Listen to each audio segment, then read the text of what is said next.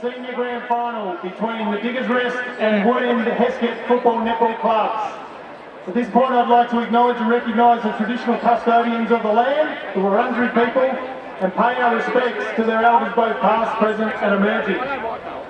Ladies and gentlemen, today we're in for a classic contest. The two best performed teams of the 2023 season, Diggers Rest and Wood End Hesket, square off in today's Bendigo Bank Senior Grand Final.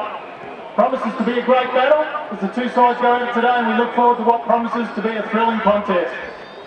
I'm pleased to announce the umpires for today's Bendigo Bank Senior Grand Final, and they are as follows. Our field umpires, Alexander Bond, Daniel Mousley and Joel Wood. Our boundary umpires, Spencer Kennelly, Cody McLaughlin, Lucas Harper and Charlie Hines.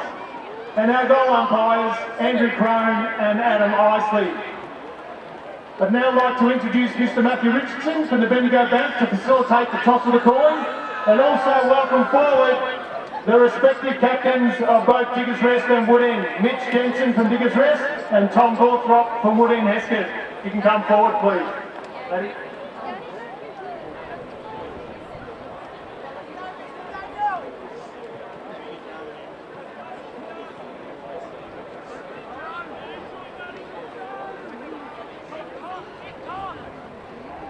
Wood End has a call, called tails. It is a tail. Wood End will kick to the southern end of the ground. We'd now like to play an important message from AFL Victoria.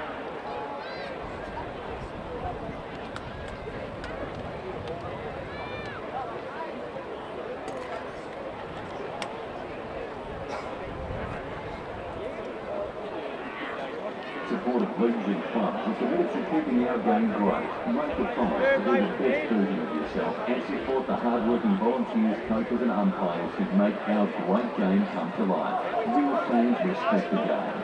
Make a pledge to keep the passion alive, but remember, any form of abuse is not welcome on our turf. Thank you for that important announcement.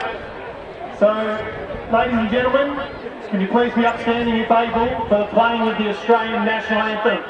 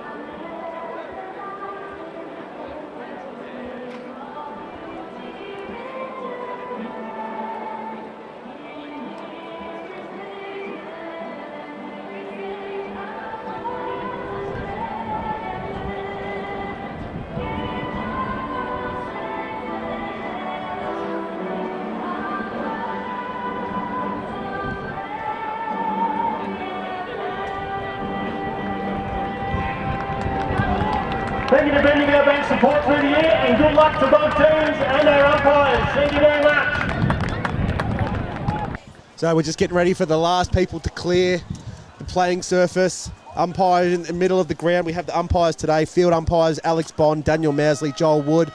Boundary, Spencer Connolly, Lucas Harper, Charlie Hines and Cody McLaughlin. And goal umpires, Andrew Crone, Adam Isley. Ball goes up in the grand final. One down by Orr. Taps it towards Caruana, who gets a quick kick away. Follows up again. He hits the deck and Kyle Baker jumps on top. And we'll have a repeat stoppage at half forward here for Diggers Rest. So it looks like Kyle Baker's got the job early on Jaden Caruana, so that should be an interesting matchup. Ball goes up, Orr taps it down. They run through again. Caruana gets cleaned up by Wiseman. Ball comes out via Mullen, sends it forward. Ball goes through everyone. Taken down there is Mitch Jensen, who'll take a free kick. So Mitch Jensen, the captain of the club, trying to get his team off to a perfect start in the grand final. And we heard that Cody Bowen was going to go to Mitch in the pre-game. That was just panic.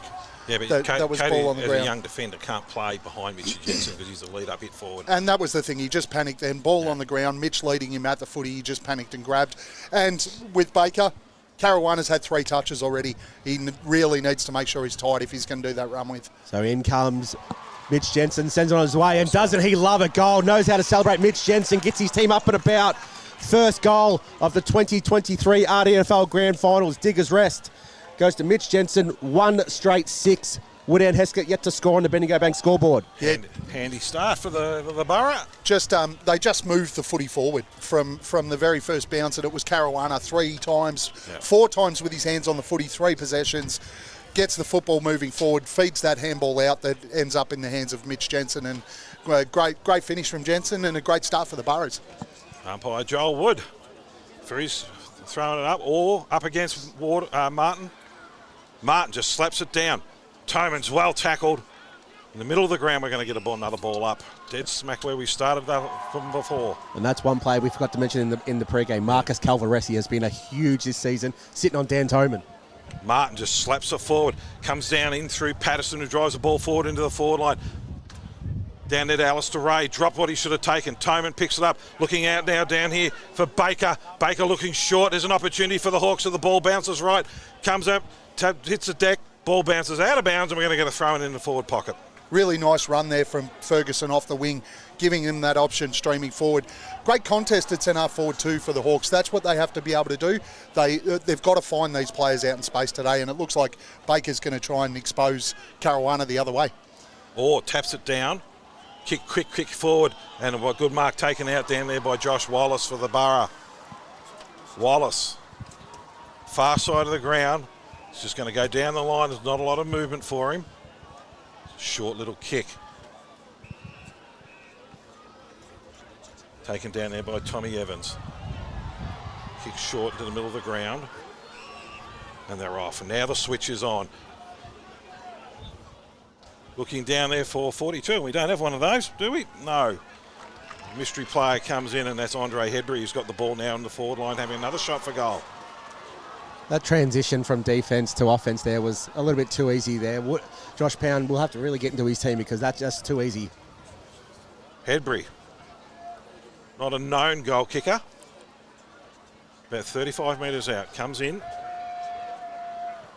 Puts it up high, straight, long, and misses to the right. So that takes Diggers 1-1-7. Woodend yet to score. We played 3 minutes in the first quarter on the Bendigo Bank scoreboard. So Tyson Chapman will bring this ball in for the first time today. Looks to the social club side. There's a lot of movement down deep from Dan Davey. It's a long lead. The ball goes in that direction. He's going to be followed in by Matt Crowell and Alistair Ray. Alistair Ray flies high from the back. Can't complete the mark. Caruana leaves it behind. They all jump on top. Somehow the ball comes out via Jacob Hickey. Dan Toman gets inside handball, but it's intercepted by Taylor Hine. He gets wrapped up in a tackle and he gets slammed back to the ground. Here, centre wing on the social club side of the ground. Well, she's a hot footy at the moment. So Mark Orr and Tim Martin renew rivalries. Orr gets his hand to it, taps it out to the boundary line. Calvaresi sweeping through. His ball smothered. Ball's bouncing dangerously into the forward line. Andre Hedbury runs in on the left boot, has a flying shot and misses to the near side. So Diggers rest. 1-2-8. Leading Woodend Hesket. Yet to score. 4.5 minutes gone on Bendigo Bank scoreboard. He's looking dangerous, yeah. His height and his speed. Hawks kick in. Down there, and that's a good mark taken down there by big Tommy Evans. Chris Lawton, sorry, Lawton. Kicks long, and that's taken down there by Benny McMahon. Deep into the pocket. And he's going back, he's turned his back on the play, he's going to have a shot. And that's not an easy pocket to kick from, that one. Yeah, tough pocket, especially with this sort of wind coming across the ground a little bit. Comes in, pops it up high, and he's missed to the right. Yes, he has. They missed everything. That's why it's a tough pocket. Good call. Coach him, did you? No. No. There's someone you didn't coach. He should have learned a lesson if I coached him. Big Tate Pears brings the ball in, goes out to the outer side, half-back flank. They all fly, but strong mark there, Mark Orr. Right half forward, comes inboard, looks for Jacob Hickey and finds him. Oh, in the middle of the grounds, that mystery man 42. We've got to find out who that is. Finds him well. Left half forward flank on the left boot. Gets pushed as he kicks. Ball comes down. Schwarzenberg can't pick it up. Follows up with a great second effort with a nice little chipper. Finds Marcus Calvaresi in the hole. Great kick. Tom Schwarzenberg, very, very clever football there. Yeah, and that's the areas that are really dangerous for the Hawks. If these Diggers guys that get on the outside start to get the ball in a little bit of space, if they're not going to put pressure on it, they're going to hit up these guys that are jumping inside forward 50 and being an option because they're these Borough players, they use the ball well by footers. Calvarezzi puts it straight over the goal up by his head. And that takes them out to 2-2-14. Leading Woodend Hesket yet to score. 6.5 minutes gone in the first quarter on the Bendigo Bank scoreboard. Very, very smart play there by Schwarzenberg. Just paddled the ball along, kept it in front of him, kept the ball alive, and that very, very clever, just deft touch kick puts it into space. Well, it's they've dominated the first 6.5 minutes, 7 minutes of this quarter. They've had 5 inside 50s to Woodend's 1. So the Hawks just have to get their hands on the footy here, and they're not getting their hands on the footy. They're being beaten around these stoppages. Ball goes up again. Martin wins it down. Caruana flying through, can't quite take it. Jacob Hickey takes Dan Toman too high. So Dan Toman gets it in the centre of the ground. Looks out to the commentary side, half forward flank. Big lead from Dan Davey, hits him on the chest. Davey looks inboard further down, looks for Tommy Gawthrop. Great head up. Tom Gawthrop. Cold touch on the mark. I'm not sure that was touched. No, I don't think that's so either. That was right in front of us. So. Very, very lucky. So Matty Kroll's going to take note. Mark Orr's told Kroll to get out of there. I'll take the ruck here, son. So Orr versus Davey. Davey with strength wins the ball down. And wrapped up there is Ryan Mullen. So we'll have a repeat stoppage here in the attacking forward 50 Woodend Hesket. Been able to lock the ball in. Orr takes out of the ruck, kicks it very, very high up and down. Duff Tyler at the back with the spoil. Ball comes down. Schwarzenberg can't pick it up. They jump back on top. And it'll be a ball up on the edge of the square, attacking side for Woodend Hesket. Better by the Hawks there. They've got it just settled a little bit after that last Calvarezzi goal and back in the contest. Umpire throws it up. Orr and Martin. Martin all punches down. Toman one way then the other. Handball's out. Bottom of the pack comes down out to Medlin, who kicks long. Ball hits the deck. Alistair Ray with his big body, well tackled. And the umpire's going to come in and ball it up about 40 metres out from the Woodend goal. That is some hairstyle from Sam Medlin, isn't it? It's going to be easy to call him all day. You're not That's wrong. a flowing mullet. Orr against Ray. Orr takes it out of the ruck. Just kicks it long. Giddings over the back, punches it forward. Oh, numbers down there. Well tackled was Mullen. And the umpire's going to come and ball it up again. Jay White on the bottom of the pack there. Who's your little love child that played for Lansfield? Oh, that Restevsky. was... Yeah, that Medlin, does he remind you a little bit of him? That. Both the ruckmen tap it up. Tap down out through Jay White. Kicks it long. Andre Hedbury's got the start. Now it's a sprint. They pick it up. Hedbury on the left foot has a flying shot for goal, and that's his... Oh, hang on, it's taking a right-hand turn. Oh, well tackled down there was Jensen. Hawks with numbers on the bottom of the pack. They're going to run it out, and it's come out down here through...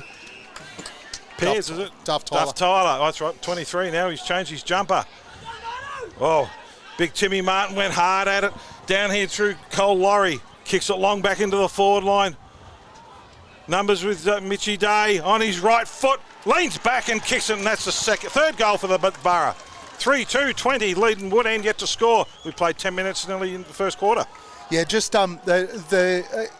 we spoke about the guys out and open and the young guys from Diggers, but the wise heads as well. Cole Laurie out there then, just class, didn't panic, took control of the situation. Left boot, inside forward 50, Mitchie Day just outpointed his opponent. Was really nice from Cody Bowen down defensive 50, but you've got to have support down there, and Woodend just has to use the ball better coming out of defensive 50. It's a bit of a flying start from the Borough, isn't it? Yeah, look, I'd be worried if I was Josh Pound with Marcus Stapleton on Andre Hedbury there. He just burnt him way too much pace. Yeah. Ball goes up, one down by Evans. Again, flying shot out of the mid-air, kicks it forward, but it's marked there by James Wiseman at left half back. Wiseman goes out to the outer side wing and finds Bramley. Dean Bramley, first time we've called him today. Looks up forward, goes inboard. It's a dangerous kick. Dan Davey picks it up on the first bounce, goes further in ball with an absolute worm burner. It's going to work. Might work out for him. Those as it runs and runs and runs. Goal. Dan Davey. That'll be the ugliest goal he kicked, but at least it's on the scoreboard. Woodend, their first score of the day. 1 straight 6, trailing Diggers Rest 3-2-20. 10.5 minutes gone, first quarter, Bendigo Bank scoreboard. And they desperately needed that goal there, the Hawks. And even if it's just a scramble goal at the moment, you take whatever you can get to build some momentum. The coach has come off for Josh, and he's coming. I think he'll be walking and having a look at the whiteboard and making a few little tactical moves. Siri's come on, gone straight forward. Yeah, with that inside 50, I know it was an ugly sort of a kick, but Tom Gawthorpe didn't have a great change of direction there. When the ball didn't come in his direction, he just kept going on those train tracks and he could not move. Up it goes again. No one's advantage. Tip down. Hawks out of the middle quickly. Down there looking for Medland. Handballs back. Back to Medland. One way then the other. And over to the big... Is that Timmy Martin? And he just lays back and sticks the boot into it. Looking for Gawthorpe down front. Oh, he's had his head high. ripped off and he's going to get a free kick. Play on. Looking down there. Ball's tapped forward by Jay White. Oh, here's an opportunity again for Alistair Ray, and that's his second for the goal. Second for the quarter. And that brings the Hawks back into it. Yeah, that was well front and centre rove there by Sam Medlin. Kept following the ball down. And well done to Alistair Ray, who had got the Joe the Goose over the top. That wasn't his second. I made a little error. That was his first. As Gavin steals the text with disgust off me and writes on the board what I should have written. Paul's a bit rattled because we've had a couple of Burrows players with wrong They're all numbers. changing their numbers and it's killing us. And it's killing Paul. Well, I mean, it was his job to find out about the Burrows numbers before the game, and he's let us down significantly. What numbers they got and who's playing. You know that doesn't happen. We've got to go and get it lie to ourselves. us every game, especially today. We didn't One want job to you lie. had. Oh, One no, job. Sorry. We got Ben Toman on Caruana here. This will be interesting to see. It's an early change. Ball goes up. One down by Martin out the back. They all fly in on top. Wiseman gets the handball out. In flies Mullen. I thought he had his head ripped off, but the umpire says ball it up right inside the double circles. When Timmy Martin gets hold of you, you get well held. The ball goes up again. Davis first, Martin. Martin taps it down. Comes off the boot of White. Sends it forward. So it's got to be a high, well contested there. And that is Josh Wallace. Josh Wallace. Wallace over the top till the boundary. Looks for Jensen. Jensen flies. Bowen takes it over. Well, it's kicked off the ground. No. Jensen's claiming it. Jensen's claiming it. Here. No, I think it's been called back. So it comes out via Cody Bowen. Comes to the boundary, the commentary side wing. Despoiled from behind from Hedbury. Ball comes down to Calvaresi. This way, that way, deep in the pocket. Goes with the flying banana. Calvaresi. That is Marcus Calvaresi. That's his second of the day. And that's going to be hard to beat for goal of the day, guys. Oh, I don't think you're... there's not going to be many more contenders that look like that one. What an absolute ripper. But again, it was the ball use coming out of defensive 50 from Woodend. Diggers forces the turnover. They hit the scoreboard, kick a goal. That's the third goal that's come from a Woodend exit out of defensive 50. Pressure and speed kills. And Jai White, he was one of the inclusions for today's game. He's been impactful already. Just get your hand in there. Unfortunately, his hand in the defensive 50 ended up leading the goal, but he's getting around the ground. So Davis up against Martin. Davis jumps high, but Martin stays down, just taps it forward. Burren's on the bottom of the pack. Bramley's down there for the Hawks, and the umpire's going to come in and throw it up again. Nearly 14 minutes played this quarter. They bump and they push. Martin's in front, too strong, takes it out of the air, kicks it forward, looking fast, Siri. Ball comes down the back, well marked down, O'Loughlin, well tackled, and that should be dropping the ball. And it's going to be a free kick to Diggers. Yeah, it was either going to be dropping the ball or a high fend off either way. Great pressure. Deep in defence, looking for movement. There's not a lot happening for them. They're a bit stagnant coming out of defence at the moment. Just kicks it long down the line, looking for Davis, the ruckman, and Martin. Ball's just going to run out of bounds. We're going to get it thrown in. Right on centre wing, far side of the ground. Yeah, look, the ball went to the big fellas, Davis and Martin there. They just got locked up in the contest and forgot to go for the ball. So the umpire throws it in right on centre wing. Martin and Davis, they're both locked in. Martin hits it forward. They're all on track. In comes Mullen. He can't quite pick it up. Tackle as he kicked. The ball's just bouncing around here. Ball comes out by Jacob Hickey to Cole Laurie to Mullen. The ball's a bit too hot for him. He goes in. Oh, Dan Tobin's gone in high, I thought. They all jump back on top, and Jacob Hickey will tie it up. And that's why he's wearing a helmet, because he uses his head as a battering ram. So we balled up on the point of the square, attacking side for Woodend Hesket. Ball goes up again. Martin has front position. Davis finds his way, knocks it forward. Running onto it was White. Oh, big contest. He managed to get the handball away. Handball comes out again. Jai White, he's got some time if he can pick it up. Kyle Bang, Duff Hall runs past him. Caruana has it now. Long inside 50, looking for Jensen. Great hit. Mitch Jensen, Caruana. It's a long Jensen way out. wants to play on. Does that, looking for Hedbury, but goes over the top. Sorry, it was Mitch Day. Ball comes down. Bramley runs through the contest. He's wrapped up. Ball is in contested dispute. Right forward pocket here for Diggers Rest. And it'll be a ball up. Take a breath, mate. Bramley here, I thought he was very unlucky not to be given a free kick against him because he went through the pack in a mere mile an hour. So Hedbury up against Martin. Martin just punches it forward. Hawks just bang it on their boot down through. We haven't got a 23. Oh, yes, Duff we have. Tyler. That's Duff Tyler. We're mucking us up all day with that one. Far wing, pushing it out, and Tommy Pound picks it up for the Hawks. Brings it back into the middle of the ground. Looking down here for Baker. Baker just well tackled. The umpire's going to ping him, and that's holding the ball. And Gav's walked off in disgust with that. He doesn't believe that's the case. I'm not. Into the middle of the ground. Short kick looking for Orr. Orr wasn't 15. Play on, says the umpire. Comes back one way then the other. Touch Taylor Hind. By hand, the Borough trying to get it out. Calvaresi's taken. Hawks turn it over. Slammed on the boot. Here's a chance. It's going to run into goal, and he's kicked it. I think that was Alistair Ray, wasn't it? No, it's going to end up Gawthrop because it bounced off the umpire. It didn't cross the line, so it ends up Gawthrop kicks it off the ground, and it's a goal to Oh, Gawthrop. come on, you got to get the Ray bombed at 50 for that. Umpire's paid the goal. Adam Isley, Mr. Controversial. First quarter, we've got one he should have gone to the review on. We were waiting for him to call and hasn't done it. Come on, Adam. You're better than that. So who are we giving it to? Good, that's Gawthrop's goal from mine. I believe the ball has to cross the line, so it didn't. Alistair Ray will be dirty on this. All right, we'll give it to Tommy Gawthrop. But really, much better build-up from the Hawks. Their tackle pressure there around the middle of the ground to force the turnover was excellent. That was a good 60-metre kick too. Well, we could see now that the wind's starting to impact that ball coming down. Well, we've got our Wallen flag on the other side of the ground there, which is our windsock for the day, and it is quite blowing over that way. Ball goes up again. Neither Ruckman wins it down. Ben Toman versus Calvaresi. Oh, Ducks head it. down. Horde's gone in very, very high. But Ben Toman will be awarded the free kick. Defensive side of the centre circle. Toman switches to the outer side, looking for Wiseman. Finds him. Wiseman has to stop and go back over the mark. He's got Tim Martin forward, and that's where he goes. Martin still half forward. Swings around, lays a big boot into it, goes high. Ball's going to let it travel. Josh Pound, great body work. Very, very smart football. I've mentioned that multiple times over this final series. Wow. When he impacts, something's usually happening really well for Woodend. And don't have to be Einstein to work out the bombing into the forward lines the way they're going to be going in today. I like the fact that they've lifted their level of physicality. So Diggers dominated the quarter. It's unfortunate for Woodend, but they've lifted the level of physicality now. They've got the opportunity to kick their fourth of the quarter to make it about level, but this is now a 3 or 4 goal win. Yeah. So in comes Josh Pound, sends it on its way. Got it. Umpire does not move. So the coach gets them back to within 2 points, 4 straight 24. Trailing Diggers Rest 4-2, 26, 19 minutes gone. Bendigo Bank scoreboard. It's a risky play to be relying on bombing the ball into your forward line for 4 quarters of footy. It just depends. It depends on what you're doing. These kicks in at the moment are going to one-on-one contests, so that's the significant difference. If you're bombing into pack marks, absolutely agree.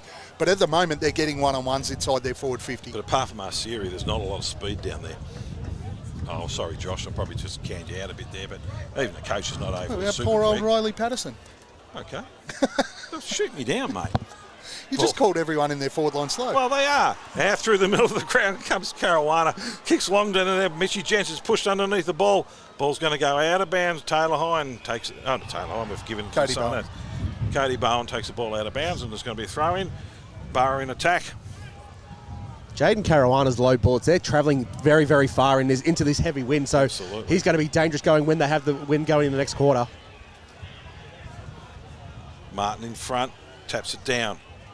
Hawks on the bottom of the pack.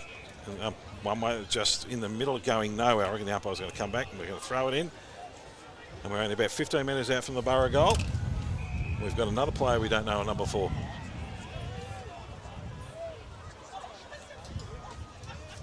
Up it goes. Martin just punches it forward. Picked up down there by Caruana. Comes out wide, Great looking hit. for a marking time. And that's a great kick.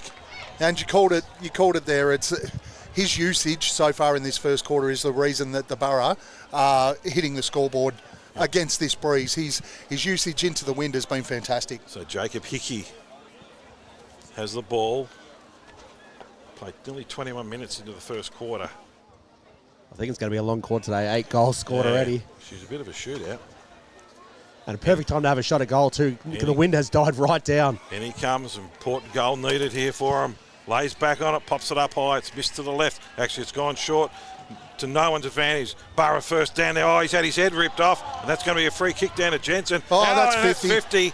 Very silly. Surely that's 50. He's not calling him back. No, he's let him get away with it. Oh, he's a little bit closer than what we are. Do you think there might have been a little bit of Oscar work in that one? There was some mayo on it. There was some mayo on the little Joel Selwood shoulder shrug as well to get the high kick. You two played defence all your career, did you? Yeah, leave the defenders alone, mate. You don't get this body from playing forward pocket, all right? Yes, you do. You got to sit on the forward pocket, the other fat forward pocket. Jensen, right in front of their coach's box, comes around, puts it up high, and he's got so much talent, this kid. There's another one. It's his second. That takes Diggers 5-2, 32.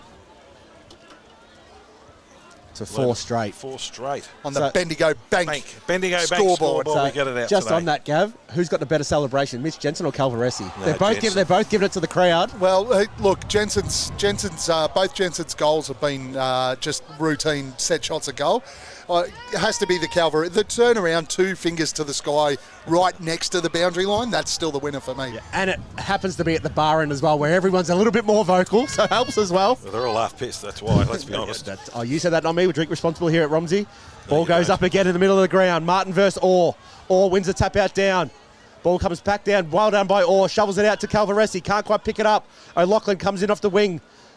Comes out via Bramley. He's wrapped up as well. There'll be a ball up inside the centre circles. O'Loughlin did really well then. He was at a big risk of giving away a free kick, but he managed his way out of it quite well. Orr wins it down towards Jacob Hickey. He's running through. Picks the ball up. Tackled by Baker. Gets the handball out. Comes out via Flower. He sends it forward. Gets punched from behind over McMahon. Jacob Hickey continues to follow up again. Another inside ball. All alone there is Chris Lawton. Jacob Hickey just continued following that ball down again. Just does not stop. Put your money on Lawton? He's generally a pretty good shot at goal. He'll be kicking from just inside the beautifully painted 50s here. Doesn't it look great when they've got the multicolour? It makes it feel a bit more AFL style. In come Chrissy Lawton. Wind has died down. Sends a boot into it. It's heading straight towards the right goalpost and just sneaks in. Chris Lawton kicks his first. Diggers 6 for the quarter, 6-2, 38, leading Wood End Hesket 4 straight, 24. I suppose what's even more impressive about this performance of Diggers at the moment, they're kicking into probably a 2-goal breeze. Yeah, so, easily 2 to 3 goals. And they're dominating the inside 50s as well. And with the wind like this, Wood End should really be making more or taking advantage of opportunities to get the ball forward.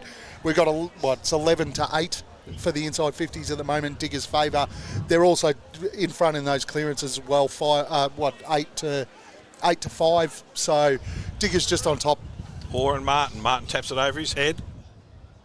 Bottom of the pack. Just puts his head down over the top of the footy. Surely Timmy that's too Martin high. gone. Oh. Well, if you put your head down over the footy, you've got to put your head over it to pick it up. Oh, he's a bit ginger too, the big fella. Not surprised someone ran into his head. Diggers with the ball. Kicking long, looking down for Mitchie Jensen. Tatey Pears caught one right in the back. Jensen got him fair and square. And it's 50 as well. I don't know. Was that from the one contest or was it something happened afterwards I didn't see? Unless he's paid to Mark and said he hit him late, but still I think it was sort of instantaneous. Mitchie might have had a bit of a comment on the way through as well. No, I don't think so. Oh, come on. Pears lays back, kicks it long, looking down for Asiri. Didn't even go for the ball. And the ball's going to run out of bounds. That was not great from Mr. Asiri. He needs to have a little look at that one. That's also not his job, though, right? We don't want him sitting under the footy. There are times when it's your turn to go, and that was his turn to go, and he didn't. So it'll be a throw in, right half forward flank for Wood End Hesket. Martin's about 6 inches shorter after that head knock. Well done. Tapped down there by Martin. Goes to Ben Toman. They jump on top of him. It'll be a ball up just inside the 50. It looks like a rugby league player now. His neck's disappeared. Hawks desperately need just to impact the scoreboard again here before the quarter ends. Or pushes past Martin, taps it down. Sam Medlin pushes it back inside 50. Toman gets a handball out, punched forward by Hine. Mullen gets his head ripped off by Medlin. He's called holding the ball. Oh, my God. All right, I'm on your bandwagon there. That's red hot. So Sammy Medlin I would say he's No, extremely lucky. No, it's got to go to Medlin for the tackle. Extremely lucky to get this free kick. Have a shot, young fella. So Sam Medlin chips it in forward, looking for Ray. Great sticky hands. Alistair Ray. Did call for him to have a shot. Yeah. 55. 3-goal wind. Pop it up there, let it travel. Now, Alistair Ray over the final series. All of their goals have come from 55. No, it's true. They have. Alistair Ray has been very vital up forward for Woodend Hesket in this final series. Sticky fingers, hasn't Sticky fingers, and he has a true goal kicking technique. Considering the first half of the year, he was playing as a backman. You know, and we know, Paul, you don't like backman kicking for goals. It's like ruckman. And that's why I got my eyes closed right now, because this could go anywhere. For a number of years, though, Alistair Ray's been that swing-type player for Woodend. He's played both ends of the ground. He's kicked a lot of goals in the RDFL. So, he'll back himself in here, so he should. I think captain's goal coming up. In comes Ray. Sends it on its way. He went to celebrate early, but it swung late. So it's to the right. That's their first miss of the day. 4-1-25. Nothing more unreliable than a defender who's moved forward. Trailing Diggers Rest 6-3-39. 27 minutes gone. First quarter, Bendigo Bank scoreboard. And the Borough bring it back in, out through Schwarzenberg, who has lost his blonde hair. It's making it a nightmare to call. And Big Orr takes the mark. And there's a siren for quarter time, I think. Yes, it is. It doesn't sound like they've increased that volume of that siren from last week, has it? So Diggers Rest 6-3-39, leading Woodend 4 straight 24 in a little bit of a shootout quarter of football. Yeah, high scoring, and there was a bit of physicality to it. Yep. So defensively, they're a little bit behind both sides, really. The difference is Diggers are getting opportunities by putting the ball inside their forward 50. They had 12 inside 50s to 10 in that quarter, kicking against the wind, and just took the most. 12 inside 50s for 9 scoring shots is pretty good going from the Borough. The concerning bit, and look, they've kicked 4 straight, is the way the Hawks are bringing it in. They're bombing, and they're relying on getting goals from outside 50, and that's not sustainable for 4 quarters of football in the grand final side, where when you look at how the Borough are bringing the ball forward, they're deliberate in their having their shots from goal from about 35 metres out, and that's more sustainable, and that's why they're in front, because the closer you are, the better the odds are of you getting the goal. They had nine scoring shots to 5, so nearly double. It'll be interesting to see in the next quarter, because as they were using the win and they were trying to get it to their players at the back in one-on-one contest, because the Diggers Rest defenders were sagging in front, so they had them out the back, kicking into this wind in the next quarter. They're not going to be getting over the back as easy as that. So it'll be interesting to see what the Woodend Hesket forwards, what the plan are. How many times when there's a little bit of a breeze like this, though, and you see your side trying to utilise the wind in the first quarter, they come out, they play a different style because they're against the wind, and it changes their fortunes. Yep. And the Borough set up this quarter, I mean, let's be honest, we're going to see, Mitchie Jensen, he'll sit in the square. Day will probably come up the ground a bit. So if they do have to kick long, they've still got a great marking forward down there in Jensen sitting right there. And when you're talking about guys that can carry through 50 and kick long goals, Diggers have got those players. Calvarezzi, Caruana, these guys, if they get space coming through the middle of the ground and the forward 50 opens up for them to run and carry, it's going to be pretty tough to stop the way they set up. And given that first quarter, Orr was on top of Martin as well, he's giving his midfielders the first use. If he gives the Calvarezzi's, the Caruanas of the world, if he gives them a forward hit target as they're running through that centre square, good night. It's going to be a long, long day. And these midfielders, they can kick 60 on the run with this win today. So, look, it's going to be an interesting, great first quarter of football. Let's have a quick break and we'll come back just at the start of the second quarter. Thank you very much. And welcome back here to Romsey Park on RDFL Grand Final Day. We've just had a double overtime victory for Woodend Hesket in the A-grade netball. They've won 46 to Riddle 37, so a huge game there, double overtime. Can't go much wrong with that. No. The RDFL have got to be super happy with the way the final series of play ended up so far.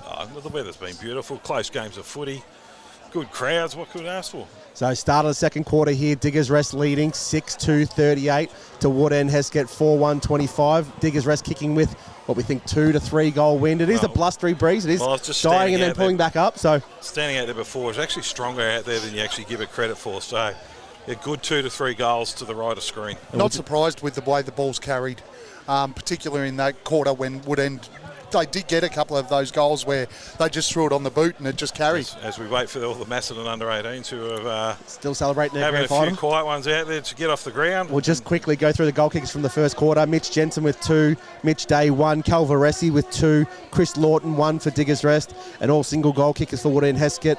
1 to Tom Gawthrop, 1 to Alistair Ray, 1 to Josh Pound, and 1 to Dan Davey. So if you're the Wood End coach this quarter, what are you going to say to them? You've got to keep the ball low. You've got to start running in. Your forwards have got to start leading. We can't rely on bombing, especially in the wind. The ball's going to sit up. It's going to give the defenders opportunities to come in and spoil. So really important the Wood End actually start lowering the ball and carrying it in. Rucks will go at it to start the second quarter. Martin and Orr, no one really wins that one. It bounces off both their heads. Martin tries to go back and get it. In goes Hickey. He can't feed it out. Toman tries to feed it to his brother. He's being held, and Dan Toman's going to get the first clearance of the second quarter. Swings the ball out wide. Wood End just looking to build here and move the ball low into the wind. Martin does well to work wide. Right in front of the Romsey scoreboard. Kicks a low worm burner inside 50. It's a beauty. And he hits up his skipper. Tom Gawthorpe takes the mark from that tough pocket that we keep speaking about. He decapitated about 5 worms on the way through. That was a beautiful kick. That's one thing, though, I say this due respect to what a ruckman does. You don't really want your ruckman having to push out into the hole like that. That's more of a midfielder's role. They've gotten a little bit more mobile these days, mate, when we played the ruck. Yeah, but I could outrun Tim Martin. As the kick is on its way from Gawthorpe to the top of the square, Ray flies, can't take the mark. Ball hits the deck. Hines going to clean it up for the Burrows. He tries to feed the handball out, pressure there, but just sloppy in the end. Free kick's going to go to the Borough, and it's going to go to Calvaresi. So Calvaresi in the right back pocket here for Diggers Rest. Looking down the line, there's been some leads from McMahon, but he's going to go short to Cole Laurie. Come back. Go back. You're not over your mark, son. No, there's a spectator on the ground. The umpire's kicking him out. Getting him on the other side of the fence. Yeah, we don't want anyone getting dangerous there. So If you look around the ground, everyone's half Calvaresi, take 2, goes high, looking for Lawton and Hedbury. Hedbury's going to fly from 4 deep. Out the back comes to Tim Martin. Gives the handball off to O'Loughlin. His ball's smothered. Schwarzenberg has a flying shot. He fresh airs it. They're all just jumped back on top of that. And Calvaresi will be wrapped up.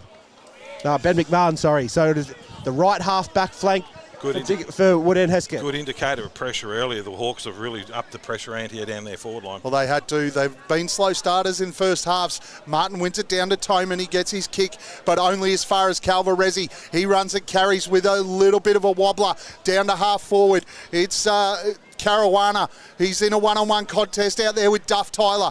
Caruana just keeps pushing the ball out towards the boundary. Steps around Duff Tyler on the right foot. Kicks inside 50. Beautiful kick. Schwarzenberg pushes inside forward 50 and takes the mark. Schwarzenberg's pushing in forward 50 a fair bit at the moment. Caruana's single effort over there just kept the ball in front of him, 2-on-1. The turn on a dime was magic. Then just a little chip kick to Schwarzenberg. So it just reminded us watching Gavin his heyday playing. That's exactly right. I would have turned on a dime too because I wouldn't have been running. Yep. Schwarzenberg comes in. And popped a knee at the same time. Deliberate approach. Right foot kick is on its way towards goal. Bit of work for Iceman to do. But it goes through for a behind. Impressive movement from the Iceman there.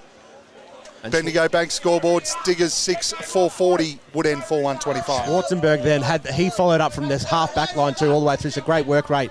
Dan Toman brings the ball in, chips it short and finds his brother Ben Toman, still inside defensive 50. Ben Toman looks out wide, decides against that option. It's still there if he wants it. Goes further wide, and it's well marked at the back by James Wiseman. Just got the hops on top of Chris Norton. Wiseman comes in board back to Ben Toman, the 1-2. So they're just outside defensive 50 now. They certainly have changed the way they played. They've lowered the eyes now. They're not bombing. There's not a lot of forward movement. Josh Pounds led to the wing. It's going to go over his head. At the back looking for Martin, but in front there, Mark Orr. So Mark Orr is going everywhere with Tim Martin at the moment. Outpointed him in a couple of marking contests too, or as he goes long down towards half forward, Caruana tries to use the body. Jensen smart out the back. He gets wrapped up by Bowen though, putting that pressure on. Duff Tyler goes back to support. Jensen goes again, tries to feed it out. Ben Toman to Dan Toman. He tries to feed the ball back to Chapman, but it goes out of bounds for a throw in. You can see Jensen's eyes, they just lit up. He saw the goals and he was running into them. He kicked 2 in the game against Wallen in the same fashion out the back, so he can read the flights so well. Ball gets thrown in deep in the left forward pocket here for Diggers Rest. Flying shot out of the air was Mitch Day's been called for in danger. Mitch is asking for a holding the man free kick against Martin, but the umpire says, no, thanks, mate. You can't kick it off his hand. So Tim Martin has it deep in defensive 50. Goes very, very short to Arsieri. No, it's Duff Tyler, sorry. Duff Tyler. So Toby Duff Tyler. You fell for that one. I've done it first quarter. Has it. Still in defensive 50. Goes long. Down to the outer side wing looking for Ray. But in front, too strong there. Oh, he's been called to play on. No, Taylor Hine. He dives in. Handball's off to McMahon. Jams on his left boot. Goes out the back. Ball bounces on its end. Well done there from Woodend. Able to read the ball. Come back by Wallace. Wallace kicks it high, but Michael Stapleton's all by himself in the defensive goal square. Just read that well, Stapleton. Come back, relieve the pressure. Oh, it's not a great kick towards Pears. It's going to go out of bounds. We're going to have a throw in. Tony Pears tells him all about it. Yeah, he didn't like the little bump. No, Mitchie's going to bump you and annoy all game. That's what he does best. Rucks will go at it. Mitchie Day's going to go up in the ruck again against Martin. Woodend got to hold strong here. Can't allow this lead to get out. Martin wins it down, follows his own ball. Handballs over the top to Schwarzenberg. He's been wrapped up by O'Loughlin straight away. They had a jumper and they had him by the scruff of the neck too. He's been unlucky not to get a free kick there. Rucks will go at it again. Martin and Day. Day wins that one down. Duff Tyler gets it, smothered off the boot though. Goes back towards half back. It's Pears, picks it up, goes to Chapman, but he's pushed out of bounds and we'll have another throw in. So they've locked it in really well here, Diggers. The pressure is on. They've got a wall set up here at the back as well. Lachlan Hickey. One player in the centre half, in the forward half of the borough. The ball goes thrown up very, very high. A Hedbury versus Martin. No one gets to the ball. Ball comes down, intercepted by Ryan Mullen, wrapped up and driven into the ground. So again, it'll be another repeat stoppage, probably 25 out from the goal. Jaden Caruana was not happy with the treatment from Mullen. So it'll be a ball up. Hedbury's going to go against Martin again. Martin just gets his big frame in front. One down by Hedbury. Calvaresi! Great roving goal. Marcus Calvaresi, that's his third of the day. He's absolutely dominating at the moment, Marcus Calvaresi. Everywhere around the ground, he's winning the ball in the back half, he's winning the ball through the middle, and what a ripping goal, PT. They just, all they're doing is putting their numbers in, locking the ball in, and just pure weight of numbers. A bit like the Giants last night, mate. They just keep pushing the ball forward, keep pushing it in, lock it in, and eventually you're going to get an opportunity and shot at goal. And that's all that was. Marcus Calvaresi taking an opportunity that was given to him. Yeah, in the pre-game, I think we mentioned right at the very start of the game, oh, we forgot about Marcus Calvaresi. How can we do that? Geez, he's reminded us all right now, hasn't he? He's the best player on the ground at the moment. Easily 3 goals in the first half and plenty of the footy around the ground. So 7 minutes gone, second quarter. Diggers Rest extend their lead, 7-3-45 to Woodend Hesket 4-1-25. Bendigo Bank scoreboard. Ball's back in the middle now. Mark Orr versus Tim Martin again. Orr goes early, gets a very good ride, smashes it forward. Overruns it there was Jacob Hickey. Ryan Mullen comes off the half forward line and wraps up Woodend, still inside the centre square. Don't know if you boys have noticed it, but the wind's picked up a little bit. Yeah, we can hear it through the mics there at the moment. There's our TV's wobbling and the score, our team sheets are wobbling all over the joint. It's big rider. Martin wins that one down. It's all Diggers at the front of the pack, but Toman gets an opportunity. Ball spills out towards Hickey. He's wrapped up and we'll have another bounce. So one thing that Dan Toman, every time he gets hold of the football, he's been tackled straight. He has got zero room to work in at the moment. Rucks to go at it again. Orr and Martin. It's already been a fantastic contest. Martin down to Toman. Gets his kick away towards centre half forward. Alistair Ray. He's in front. Taylor Hines gone to him now. He's wrapped up straight away as the ball hits the deck. And we'll have another bounce. But great spoil there from Taylor Hines. If that ball got out, they were off the Hawks. They had them running past and well wrapped up. Right on attacking 50 for Woodend Hesket. Ball goes up. Martin wins a tap out down. The ball bounces right on its point. Mullen tries to come through. Wallace, he jams on the boot. That's gone a running torpedo. Somehow Duff Tyler out of the air, kicks it off. Spoil comes back off Stapleton. Mitch Day pushes off one, swings around on the right boot, has a flying shot and has missed. Had Andre Hedbury and Mitch Jensen all alone there in the attacking 50. Takes hands went on his head, mate. Diggers Rest 7-4-46, leading Woodend Hesket 4-1-25. 9 minutes gone, second quarter. Benny McMahon getting plenty of drive through the middle of the ground too. He's gone in to replace Calvaresi and doing the same job. Chapman, long kick out towards Martin. It's punched out of bounds and we'll have a throw in. I know we didn't give it a lot of time, but how good is a running torp? It's the best thing to see in local footy. I love it. Everyone has a crack at it. Not many people can get onto them though. Rucks to go at it again. It's Davis and Martin. He's drawn neutral, Davis, as the ball comes down. Well sharked inside, forward 50 towards Jensen. Bowen does well to slap it away. Oh, he's just given that straight up to Caruana. That was Toman. And it looks like that tackle pressure that Toman's faced, the last couple of times he's just been a bit nervous feeding the footy out. Of all the people you don't want to give it to, Caruana's one of them. Rucks go at it again. Nobody gets a clear hit out. Davis is just wrestling. Caruana, left foot to the top of the goal square. Hedbury can't take the mark. Stapleton does well. Drop there by Pound. He can't feed it out. Duff Tyler takes it over the line, and it's going to be a rush behind. Well, they were looking for a free kick out of that one. Yeah, I don't like their chances. No, you're not getting a rush behind when your players are right up the defender's backside. So in comes Dan Toman. Gets a little bit of a break from Hickey. Sends it out defensive 50. Ray flies from behind. Ball comes down. In by Jake Hickey. Brings a great inside ball. That's to Flower. Josh Flower.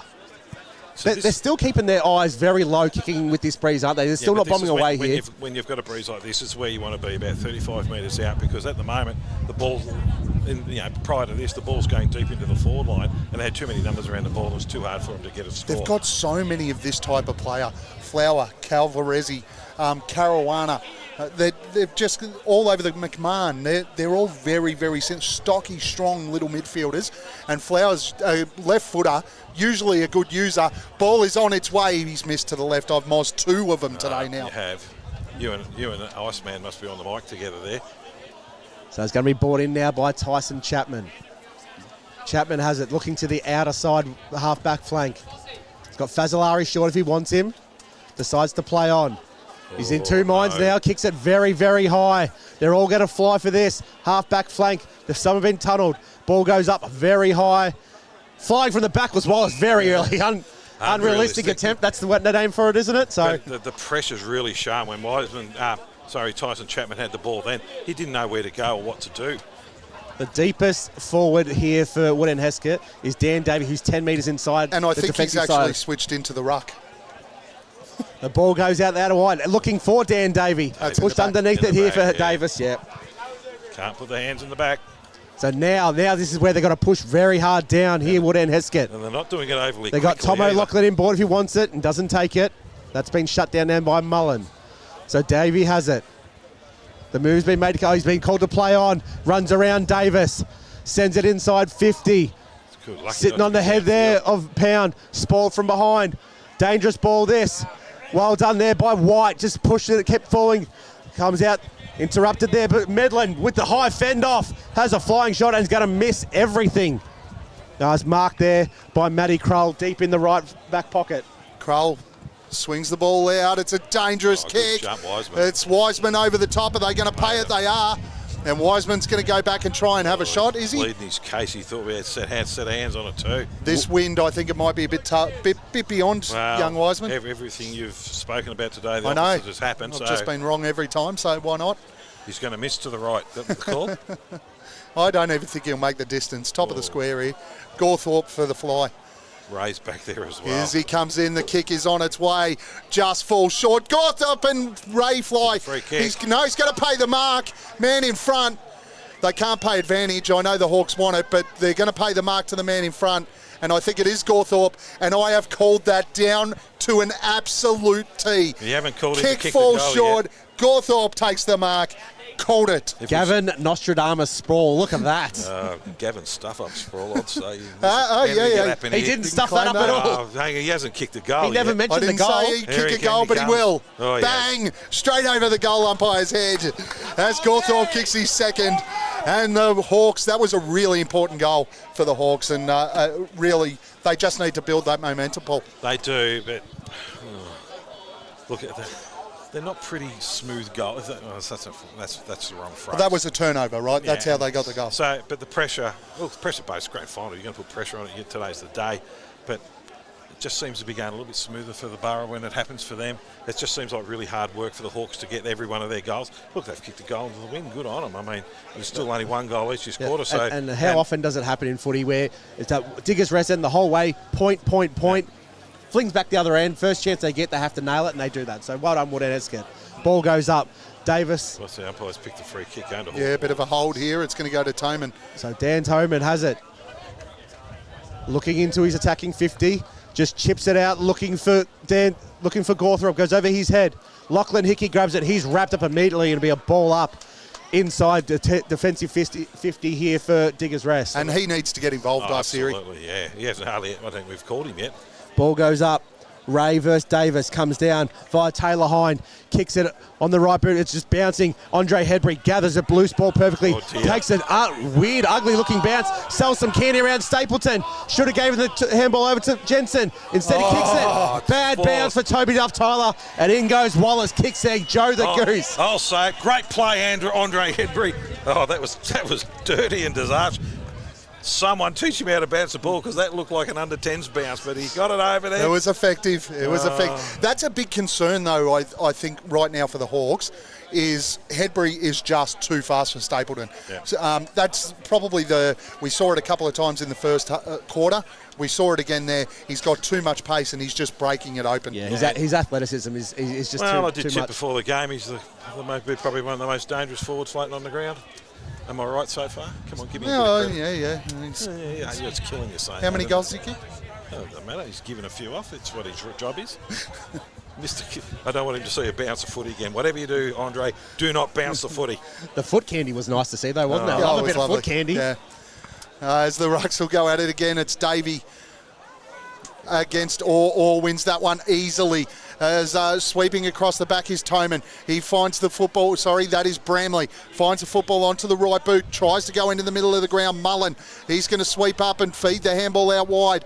As Taylor Hine looking to give some run off halfback. Can't do it. Baker gets the footy inside forward 50. Ball goes over the back. Siri is looming. He pushes a little bit of pressure there. But the Burrows have done well. They'll get a clearing kick to halfback. And a beautiful mark. Lachlan Hickey on the last line of defence there against Arsiri was beautiful. So Ryan Mullen has it now at left half back.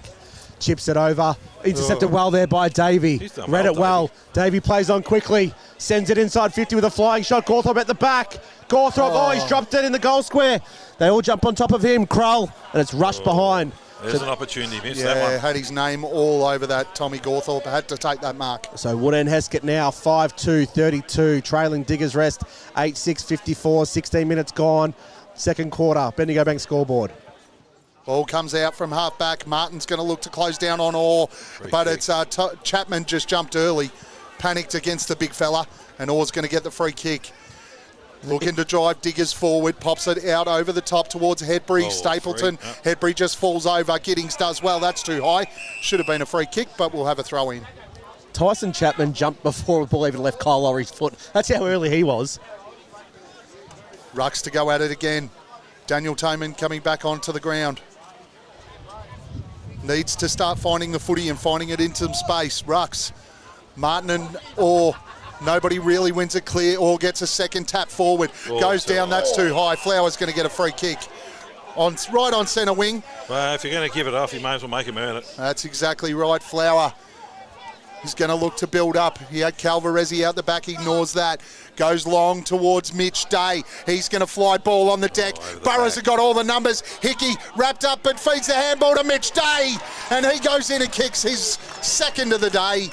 As the Burrows start to get a little bit of momentum here and a bit of a concern here for the Hawks. It is, and it's how it's happening too. It's the speed, the way the ball's coming in, that's coming in really quick, and the Hawk players are just getting caught out. And when the ball's bouncing over the back, first one's back there is the Burrows all the time. Jacob Hickey's work rate here from the stoppage on the free kick that was too high for to Flower. His work rate against Dan Toman all the way down, and Dan Toman knew he didn't want to have him in the contest, so he kept following all the way down. And how strong was he to stand up in that tackle from Bowen to get the handball off to Mitch Day? So where this is falling down for Woodend at the moment is the speed in the middle of the ground, because every time the Borough get the ball, they're just going quick as they possibly can. Orr wins that one down. Ben Toman over the top to Dan Toman. He feeds the ball out wide. He's looking for his teammate in Wiseman. That's a high up and under inside forward 50. Marks will go at it, and it's going to be paid here to Chris Lawton, who's swung back to centre half back to play on Alistair Ray. What a luxury to be able to throw a player like that around the ground. Chris Lawton, left half back flank on the outer side. Sends it very, very high. Did not nail that at all. Flower versus Giddings in the middle of the ground. Great Giddings work, strong. Strong, great bodywork, Harley Giddings. So he's marked it just inside the centre circles. Chips it over and finds Ray. Ball from behind from Lawton, making up for that last skill error. Ball comes out. Schwarzenberg, hand candy, sends a worm burner forward. Stapleton goes through his fingers, but gets it on the second bounce. So Stapleton now swings it out further wide, finds Wiseman right in front of Power Concrete Cutting. Brings it in board. It's a shocking kick. Ben Wallace runs through. Goes inside 50, at the back looking for Jensen. Bowen's got the front position though. Ball bounces on its end and goes out of bounds to the left forward pocket here. And they're all pointing to the top of the square, and that's where it should have gone, but it's easier said than done when you're under that much pressure. Just a skill error from Josh Wallace, but he read the ball so well, and these are the little mistakes that Woodend can't afford to make in this game. As the ball will go in again, dangerous position. There it's 28 points the difference, and it starts to get a little bit out of control from here. It does. Rucks up, Stapleton versus Day. Stapleton wins that one down. It goes to Toman out the back. He spins and turns, feeds a handball out, but it's all Hickey and Diggers. He feeds the ball back to Schwarzenberg, but ends up back with Hickey. He swings inside. Flower again, all by himself, takes the mark, uncontested, inside forward 50, and another opportunity here for the Borough. There is space everywhere for these forwards at the moment. They're just all pushing in down from the centre of the ground, creating options about 40 out, and they're hitting them up. And he did miss one from here a couple of minutes, like 10 minutes ago, right? Well, don't you say anything because you moz everybody. They're not using the wind as in bombing it and letting the wind do the work. They're lowering their eyes still. Jacob Hickey again out there. He's been on fire today. They kick this is getting a little ugly. So in comes Josh Flower. Kick from 40. Sends it very high. The umpire shuffles to the left, but he snuck it in. Josh Flower. So that takes them to 9-6-60.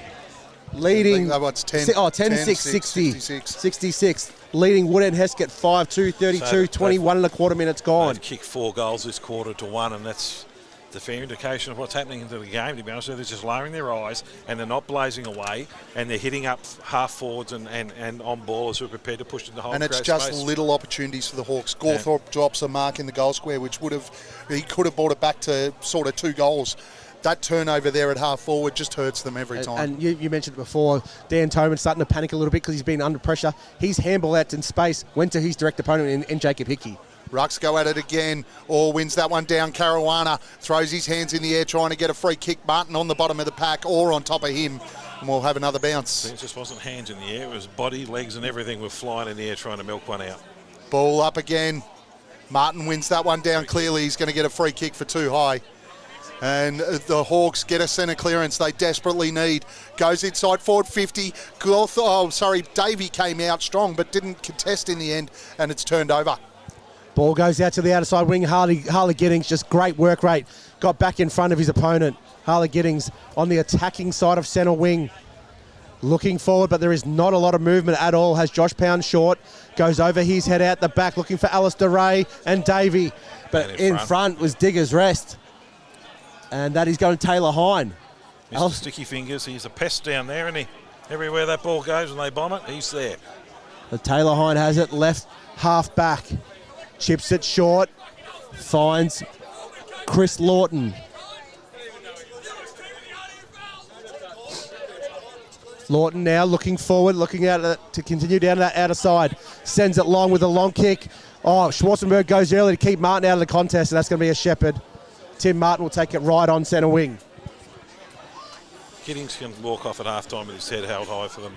Yeah, he's had a good 10 minutes so here. Martin. Martin out to Toman. Toman looks into the middle of the ground for Duff Tyler. It's a nice kick.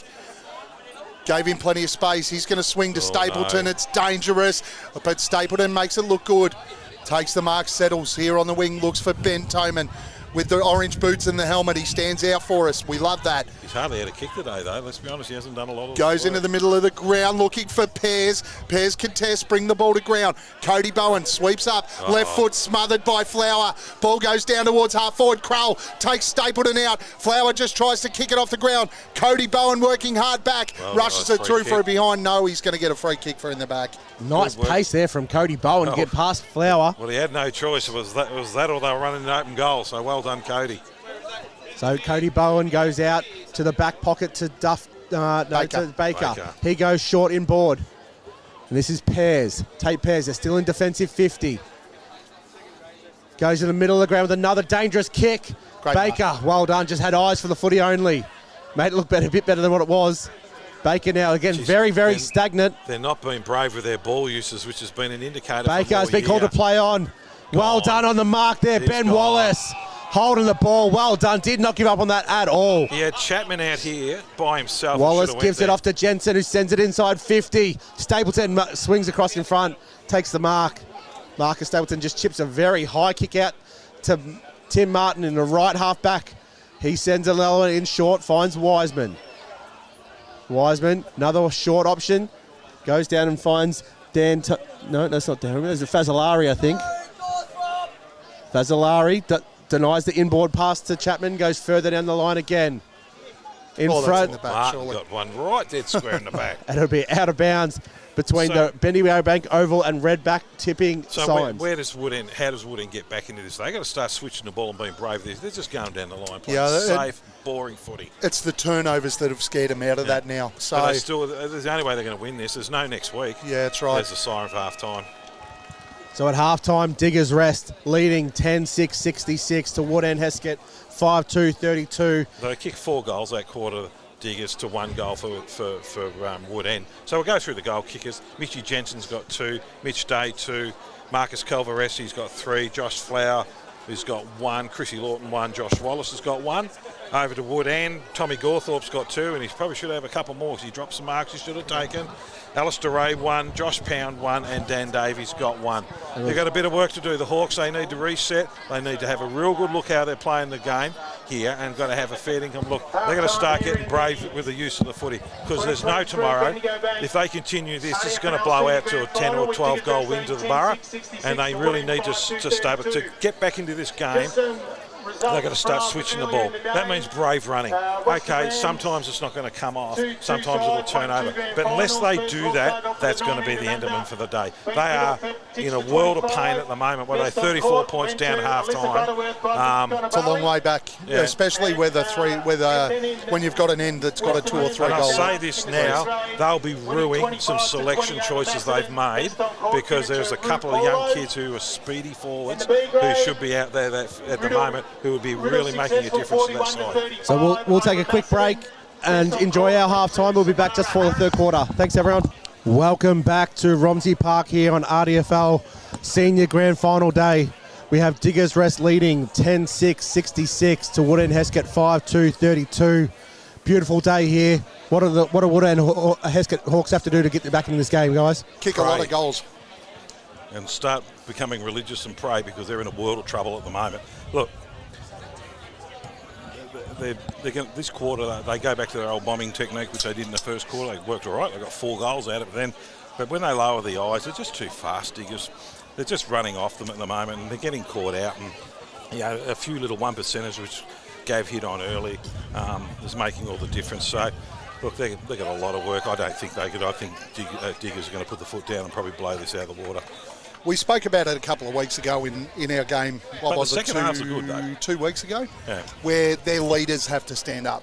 I mean, we saw Josh Pound kick goal in the first quarter, but outside of that, he's had no impact. So if we can scan over there, if the cameraman will do the right thing and just push over to the goal umpire down there, as Adam Isley's shoveling his face full of Dim Sims and Coke.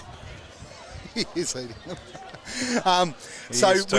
We've got to see the leaders stand up here. So Tim Martin's been solid, but scanning there, have a look at him. He's right into him too. Tim Martin needs to take control of the ruck. And look, is that professionalism or what? To be honest, I think Mark Orr was all over him. He is. Mark Orr is the better of the 2 ruckmen today. But he's been double teamed though. Dan Toman he's just not clean. I mean, defensively, we heard Josh Pound before the game about the defensive side. He's laying tackles, I get all of that. But Dan Toman, and he spoke about a guy getting possessions and being the leader of the team, or people calling him a ball hog because he tries to build up possessions. That's his game. For me, Dan Toman has to get the footy. Yeah, well, he's the barometer for him. The 2 games they struggled a bit early, and then he came good in the second half. Look, they are a good second half side, so it'll be interesting to see how they come out of the box. They've really got to kick the first 2 or 3 goals here, even give themselves a chance. They just have to hit the scoreboard. That's the important thing here. Can't win unless you do. I don't want to put So for point me, the bleeding obvious out to you, mate. For me, the top 3 players on the ground for me, all Diggers Rest, Jacob Hickey, Calvaresi, and Mark Orr for me are the top 3 at the moment. And look at Who's your medal winner? Calvaresi scored 3 from the midfield. To me, he's still on top.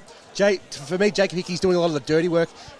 That's only because it's your pick. Put Dan Toman out. He's out of the game, but then he's hitting him. Playing, isn't it? He's hitting him offensively as well, which is something that people playing on Dan Toman don't usually do. Calvaresi's the clear standout on the ground at the moment. Caruana's been good around. Caruana's been solid, but I do agree with you, Mark. Or his ability to nullify the influence of Martin was always going to be important, and we've seen that so far in the first half. But let's hope we see Woodend really pick this up in the second half. The Rucks are going to go at it.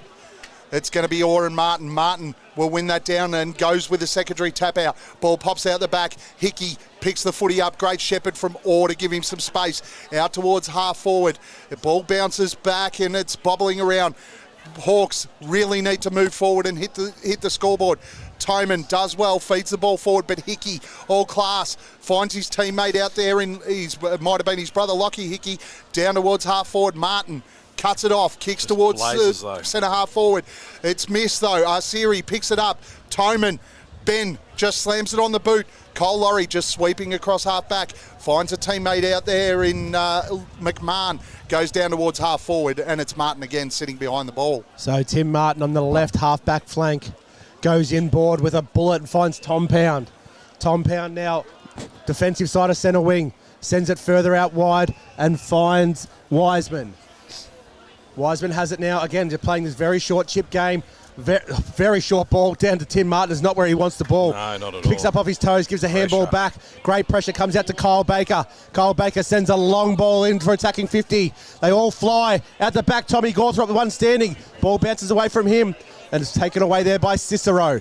Cicero gets a handball off to Hine. Hine running off to Jacob Hickey. Gives the one handball off to Calvaresi. This way, that way. Left boot going down for Hedbury. It was behind him. Jensen's going to run up to it. Takes it on the bounce. Great tackle behind Cody Bowen. Should be holding the ball. Surely it's got to be paid now. It is there. Cody Bowen, well done. Stayed with Mitch Jensen the whole way. He wrapped him up and he rolled him. Bowen swings the ball out wide. Finds Wiseman. Goes down the wing. Looking for a teammate in Patterson. Out in front, Patterson on the run, but it goes out of bounds and we'll have a throw in. But it's 60 not out. brave footy. They're just going back up and down the line as though they've got to start switching and making Diggers start second guessing. This type of gap football is not going to get them back in it. Rucks to go at it again. Martin and Orr. Hawks need to hit the scoreboard and do it early. Orr wins it down. Toman sweeping around the front. Throws it on the right boot towards the top of the square. Gawthorpe in a strong position. Takes the mark. And he's going to go back and line up for his third of the day. And desperately needed early goal here on offer for the Hawks. How well was his body position, though? He just held out Cicero, protected the drop of the ball, and there was nothing Cicero could do there. It was all Tommy Gawthrop. Great body work. Yeah, I'm not sure. They started the game sort of with Krull and these guys down here. I'm not sure Cicero has the size as Gawthrop comes in, kicks the goal. It's a big early one here for the Hawks. They needed it. That's his third too. And he got to the local crowd as well, trying to get them involved because Diggers Rest, when they're scoring, everyone's up and about here, so he's trying to get his crowd in as well. He ran over to the umpire's tent. And they're not going to help you. There's quite a big contingent of Hawks fans over there too. I'm sorry, I only saw the umpire's tent. I was trying to make it sound a little bit more exciting, but that's all right. Thanks for that, Paul. You've just thrown me under the bus there. You're welcome. And speaking of that, I thought you would have announced it already. You're the canteen man. We've been delivering some great food here from our As usual, canteen. the Rumsey ground and the massing of people in there, they look after us magnificently. The ball's back in the middle. Orr versus Martin. Martin wins it down at the back. Caruana overruns it. Baker puts his head over it. He tries to pick the ball up. And himself and Hickey go to the ground and be a ball up inside the set of circles. So Toman's got to try and break this tag somehow. They're really sitting, McMahon's sitting on him really tight. Martin with the double fister goes straight up in the air. Goes to Baker. He's stripped of it by Caruana. Ball's bouncing around. Ben Toman at the bottom of the pack as always. He's gone to Jacob Hickey now, so he's trying to break the tag for his brother. Ball's got up again. We're still in the centre circles. Knocked forward by Orr. They're running onto it. Handball off to Jacob Hickey. Leaves it behind. McMahon jumps in. He loses the ball out to Tom Pound. Orr's gone in there. He picks up somehow, gets the handball out. is just messy scrap football scrum, trying to push it forward. There'll be a ball up inside the attacking 50 for Diggers Rest. Yeah, the Hawks just have to be clean here. Got to continue to hit the scoreboard and hit it hard. That's where the pressure's going to build. Rucks go at it again. That one down by Orr, but it's gone in, too high. Wiseman's going to get the free kick out of the stoppage. He's had a couple high hits today, Wiseman, too, and he's a very sore boy. Orr's done a terrific job in the ruck for him, and he's really kept it. He's nullified. Martin's actually round the ground, has been getting a bit of footy, but just bombing it when he gets it. Yeah, we had some feedback on the stream a few weeks ago when we said that Tim Martin was the best ruckman in the comp, and they asked if they thought Mark Orr was a Pilates instructor because we must have left him out. So the ball's coming through, it's loose in the attack in the middle of the ground. Asiri gets a handball out somehow. Dan Toman runs in. He's wrapped up by Calvaresi and taken to the ground. Yeah, so we do apologise to Mark Orr yet. We don't think he's a Pilates instructor. We don't think he's a Pilates instructor. Ball goes up again. Martin with his hand around Orr's head. Somehow got from position.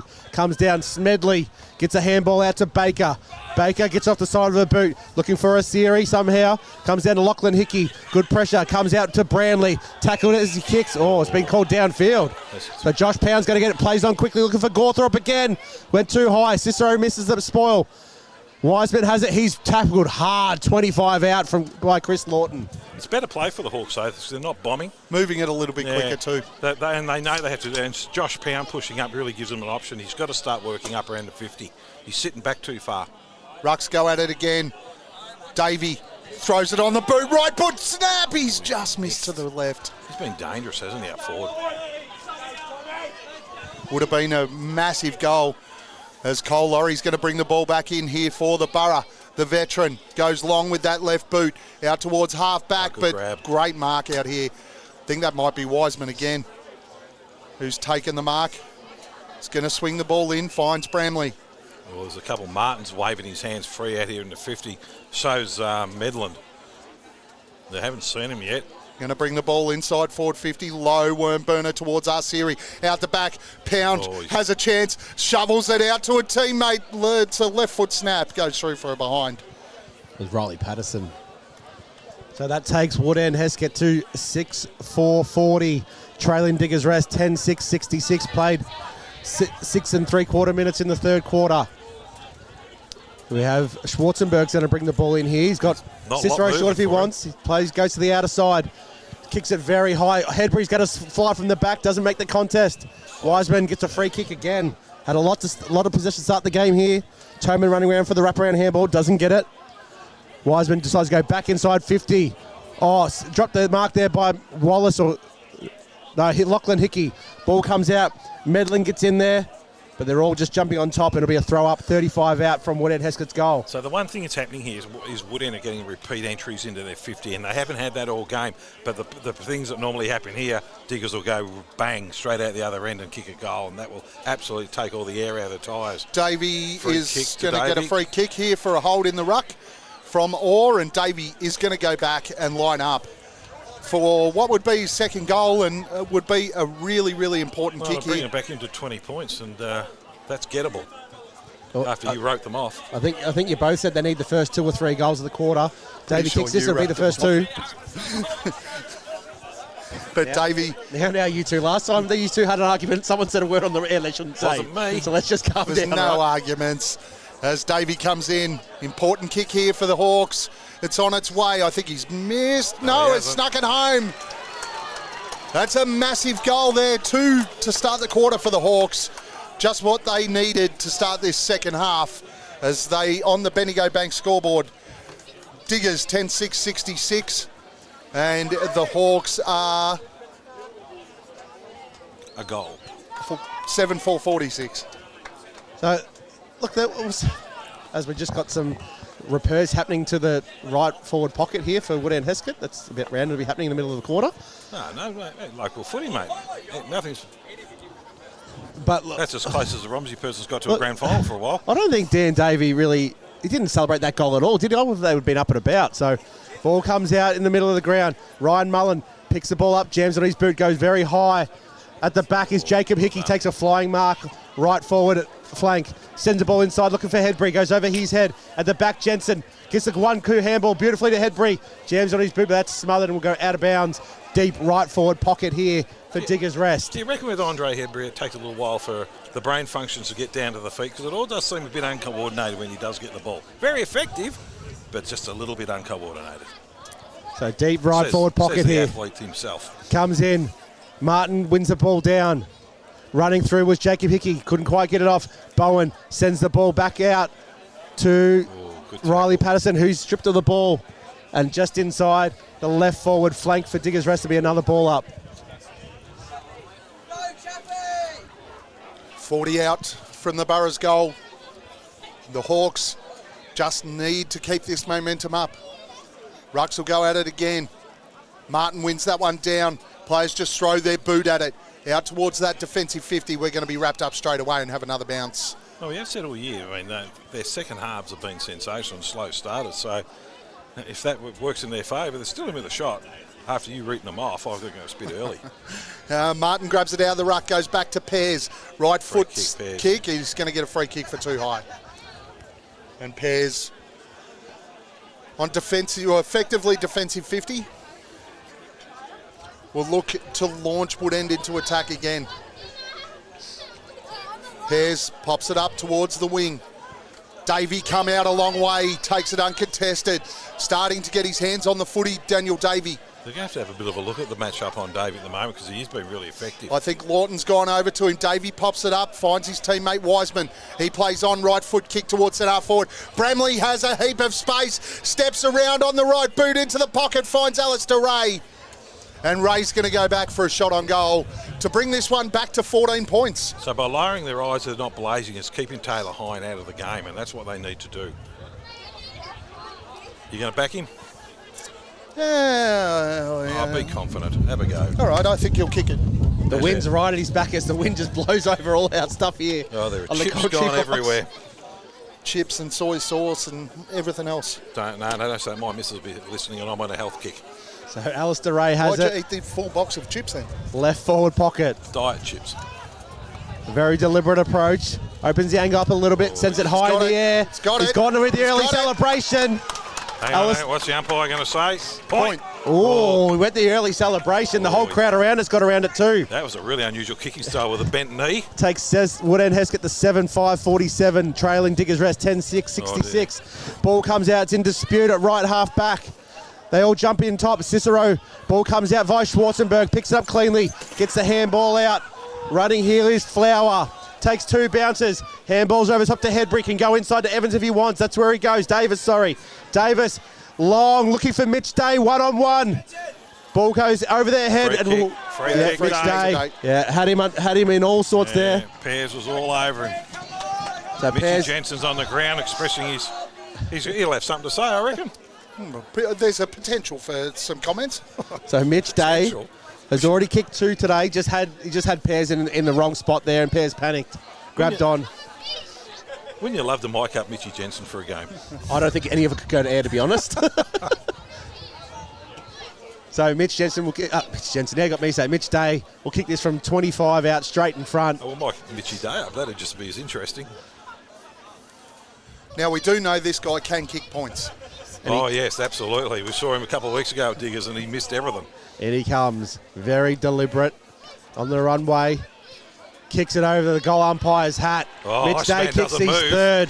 It takes him out to 11-6-72. Aye. Leading Woodend Hesket 7-5-47. Considering Adam Icy's got a guts full of Dim Sims and Diet Coke, that's very well moved from the goal umpire.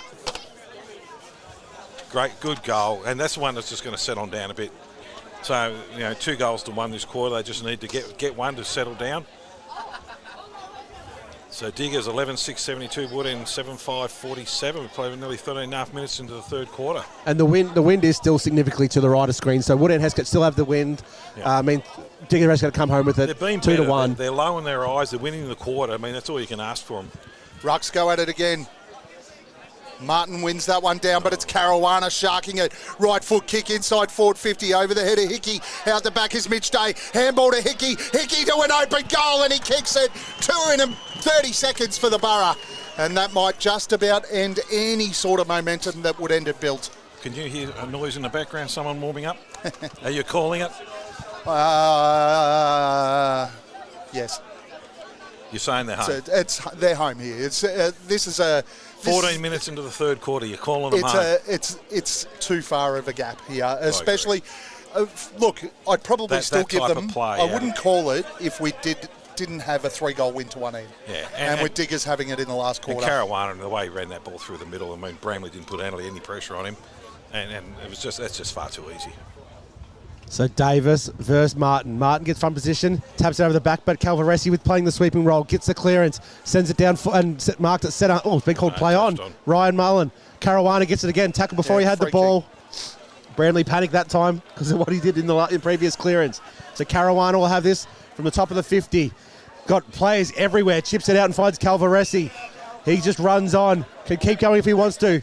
In short, looking for Jensen in the pocket. Great kick. He's dropped it. He's paid it. Yeah, no, he's paid the mark. She bobbled around a bit. She bobbled around a lot, I think. It should be throwing because the second grab is over the boundary line. He's gone with the boundary umpire here and set to throw it in. Now I'd like to mic up Mitchie, see what he's saying. Ball to come back in. Dangerous position here for the Hawks. And there is not one player in the forward 50 for the Hawks. Every player's pushed up. Which is a huge issue considering they're kicking with the breeze too. Yeah, so that goes at the back of the speed. There's no real speed demons out the back, that's for sure. Krull grabs it out of the ruck, right foot kick towards the top of the square. He's marked it. What a fantastic mark. I think that's Harrison Wilson, marks 15 metres out on a slight angle. And another opportunity here for the Boroughs to really just start to grind that knife deeper and deeper. Well, she's warming up. I think they're marching her onto the stage, mate. I like your call, professional. 13 and a half minutes into the third quarter, you've called the game. Yes, it's a bridge too far, I think, for the Hawks here. And Stapleton's coming off with carrying a wing that was a bit injured. Yeah, that was out of the contest before. I saw him cop a bit of a dead arm as Wilson comes in. Kick is on its way, and it is home. The Borough shootout to 13-6, 84. Would end 7-5-47. Yeah, it's out now out to a 27 point lead. 37 point lead, 6-goal difference. And they're just these 3 goals come in very, very quick time. And that deflates everything that Woodend had built up at the start of that. And if the Woodend boys drop their head, this will blow out to about a 50-odd point win, this will. Rucks to go at it again. A lot of momentum here for the Boroughs. Woodend look a little bit deflated out there at the moment. They look like a team that's played a hard final series. That's what it looks like. Yeah, it has been a hard final series. Martin wins that one down easily, but it's all Boroughs with the run at the moment. Baker comes up, causes at least a bit of a stoppage there. His players are going to jump on top of Ben Toman, wrap it up, and we'll have another bounce. Yeah, with Mark Orr off at the moment, this is the time that Tim Martin really becomes dominant, but they're not making the most of the time that he's off the ground. So Davis versus Martin again. Attacking side of the centre square for Woodend. Ball comes down. Ben Toman kicks a wormbirder forward, but Taylor Hines sweeps onto it.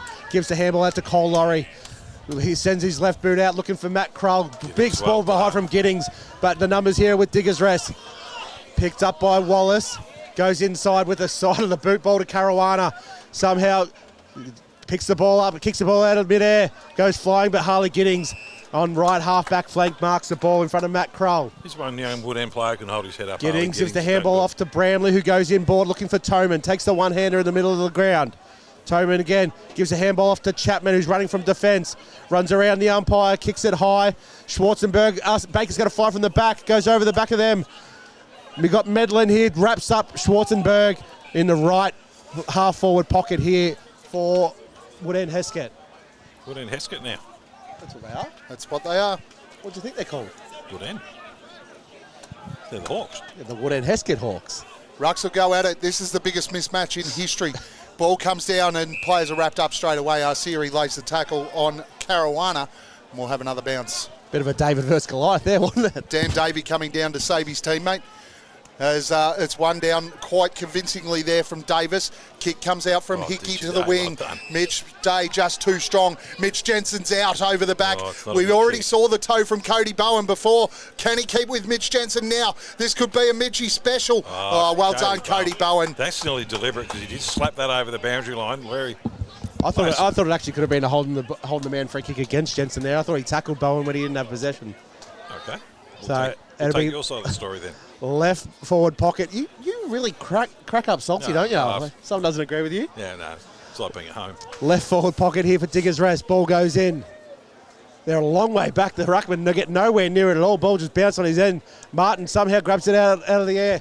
Kicks it 20 metres forward. Patterson, 1 versus 4. And the ball goes out of bounds directly in front of Jamie Lobb and the coaching crew here for Diggers Rest. Mark all ready to come back on the ground. Oh, they're going tall. They didn't bring Big Davis off. Krull versus Martin. Krull does well, gets front position, tries to throw it on the boot. Hickey feeds it out to Mullen. Mullen to Orr inside forward 50. Goes down, Chapman cuts it off across the front, knocks it out of bounds, and we'll have a throw in. So again here, Wood and Hesket have lost all structure. Tom Gorthrop, deepest person, he's just run across into the defensive side of the ground as well. So if the ball goes over his head, there's not a lot of speed going back there. Rucks go at it again. Martin, he's held. He's going to get a free kick here against Orr. Plays on quickly. Feeds it out to Chapman. Chapman out towards Gawthorpe on the wing. Gawthorpe doesn't even fly. Just crashes into the back of Krull. Ball out the back. Picked up out wide here by Lawton. He feeds the handball to Swarzenberg. Gets it back. Goes towards Krull. Smart by Krull. Taps it forward to Flower. Inside forward 50. There's good. players on their own in the goal square. Straight through the hands of Calvarezzi. He recovers. Knocks the ball to his own advantage as it's dribbled out of bounds there for Umpire Wood wasn't Hawks. brave enough to make the call then for a deliberate. And we'll have a throw in. Cody Bowen again. When you talk about guys who can hold their head high, he's been fantastic He's done today. a great job on That Jensen. defensive pressure right in the end, got Calvaresi's way. Ball comes in, right forward pocket here for Diggers Rest. One down off the back of the head of Martin. Somehow gets a boot to ball. Comes out, Jacob Hickey tracks it back first. Gives a handball back into Taylor Hine. Just sends the ball to set very, very high. And it'll go Chapman taking an uncontested mark in the left back pocket here for Wood End. So Wood End have it now. Problem is they can't get it out, can't get it past centre half back. It just keeps bouncing back in. Sends it back out the opposite side of the ground past the scoreboard. They all fly, comes out the back. Here's a chance. Kick forward here by Riley Patterson. Gathers the loose ball. They're on. Kicks it forward to Dan Davey. But where's Kicks a the speed? 1-2. Josh Pound's about the only speed they got. Riley Patterson sends it in that direction of Josh Pound. He's going to run onto this as long as it sits for him. It does.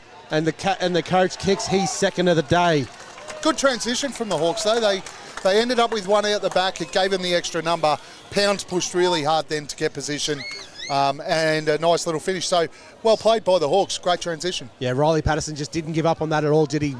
And he was very, very, showed a lot of toe along that outer side wing and just kept pushing to the next contest. So that brings the Hawks back to within 31 points. 22 minutes gone in this quarter, so I wouldn't expect it to go too much longer. Well, we had 6 goals kicked for the quarter. No, it's a decent quarter, I suppose, 6 goals. The wind seems to have dropped off a little bit too here. Those trees certainly aren't bending anymore as they were before. It's because your chips haven't blown off the table. Rucks go at it. Martin wins it down towards Toman. He can't take it cleanly. Ball bobbling around in the middle of the ground. Hickey gets in low, gets in hard, wins it, feeds the ball out wide. It's McMahon feeding the ball backwards again. Schwarzenberg gets it on the left boot, out towards the wing. Jai White leads in the race. Plenty of time, plenty of space. He's going to try and balance up. Look inside 50 towards Mitchie Day. He's just propped, knocks the ball, or just says, give it to me. I want to have one of those, and finishes it off. Mark Orr just putting a little bit of spice on what's been a pretty impressive day for him. He's got the golden touch, hasn't he? Premiership at Melton last year, comes to Diggers Rest this year, and it's looking like he's going to get another one. How was he with the ground level roving though? The ball comes down. You don't expect the big man to do that. I'm Ball pretty sure bounces a bit Mitchie too Day- high. He just went, I'll take that, thanks. Mitchie Day will not be pleased with that. That's his job, to grab that ball and snap around the corner. So that takes it out to 14-6-90. Leading Diggers Rest leading Wood and Hesket 8-5-53, 23 and a half minutes gone in the third quarter on the Bendigo Bank scoreboard. Do you reckon they'll be mentioning that over a cold beer at Diggers tonight? Oh, watching yeah, the replay? Mitchie's going to bring that one up for sure. Yeah, I agree with you. 37-point lead. Ruck's at it again. Krull in the ruck now for the Boroughs. Martin wins that one down. It's Flower. Comes out, gives the ball to Hickey. He's had a ton of it this quarter. Goes down towards half forward. He's going to go and get it back. Hickey feeds the ball to Flower. Flower out wide to McMahon. McMahon just pops it on the boot. Mitch Day can't take the mark. Spoiled by Pears. Out the back, Calvarezzi feeds the handball out to Day. Day's wrapped up, he gets a quick kick down towards half forward. Pears sitting over the football. Players are going to dive in on it. Krull lays a tackle and we'll have a bounce 40 out from the Boroughs goal. The thing that's really hurting Woodend at the moment, Woodend Hesket, let's be correct terminology, is the hands. I mean, they're just using hand and running. That's what I do them. So no one wins the rug contest there. It's jammed on the boot from McMahon. Goes down and in the left back pocket. That could be 50 That's as well 50, there surely. to Harley Giddings. Yeah, he's paid 50. Yeah. And that's another 50. He cannot step across and stop his momentum. That's two 50s. So they haven't picked up that The second umpires 50 aren't agreeing there. with you here, though, Oh, mate. They've said goodness only one. gracious. So Harley Giddings now at centre half back. Sends the ball out and finds Toman. Toman could be called to play on here. He's got no one to go to. Handballs over the top to Baker. Baker steps inside, wrapped up by Mullen. Ball gets on the ground level. It's all Diggers Rest here on the left boot. It's going to go. It's just going to go over the top of Orr. It's going to miss. So that's 14-7, 91. Diggers Rest leading Woodend Hesket 8-5-53 on the Bendigo Bank scoreboard at three-quarter time. Yeah, so we'll touch on some goal kickers while we've got them in front of us here. So for the Borough, Jacob Hickey's got one. Mitchy Jensen's got two. Mark Orr in a great goal that quarter with one. Mitchy Day's got three, one in each quarter. Marcus Calvaresi's got three. Josh Flower, one. Chris Lawton, one. Josh Wallace, one. And Harrison Wilson with one. Over to the other side of the fence to the Hawks, Tommy Gawthorpe's got three, so one in each quarter, so he's been effective for him. Sammy Medland, he hasn't got any. Alistair Ray's got one. Josh Pound with two, and Dan Davey with two. So, look, an enormous amount of work to do for the Hawks. Personally, I think they're just about dead and buried, but they're going to be kicking with about a 3-goal win this quarter. Look, you've just mentioned Tom Gawthorpe. He's just spent the last 5 minutes feverishly working on those calves, and he's limping out to the huddle now. So we mentioned that he was a risk to come back in today because he hasn't been able to make it through games. Look, he's just got to push through the last quarter. It's worked though. Yeah. I mean, he's kicked 3 goals, and he's certainly been their most dangerous forward. So I don't think they're going to regret bringing him in any way, shape, or form. So he's just got to push through another quarter. We'll have a quick break here and come back for the start of the last quarter. And welcome back here for the last quarter of the Senior Men's Grand Final for 2023. Diggers Rest 14-7, 91. Seem to have this in the bag. Woodend Hesket 8-5-53.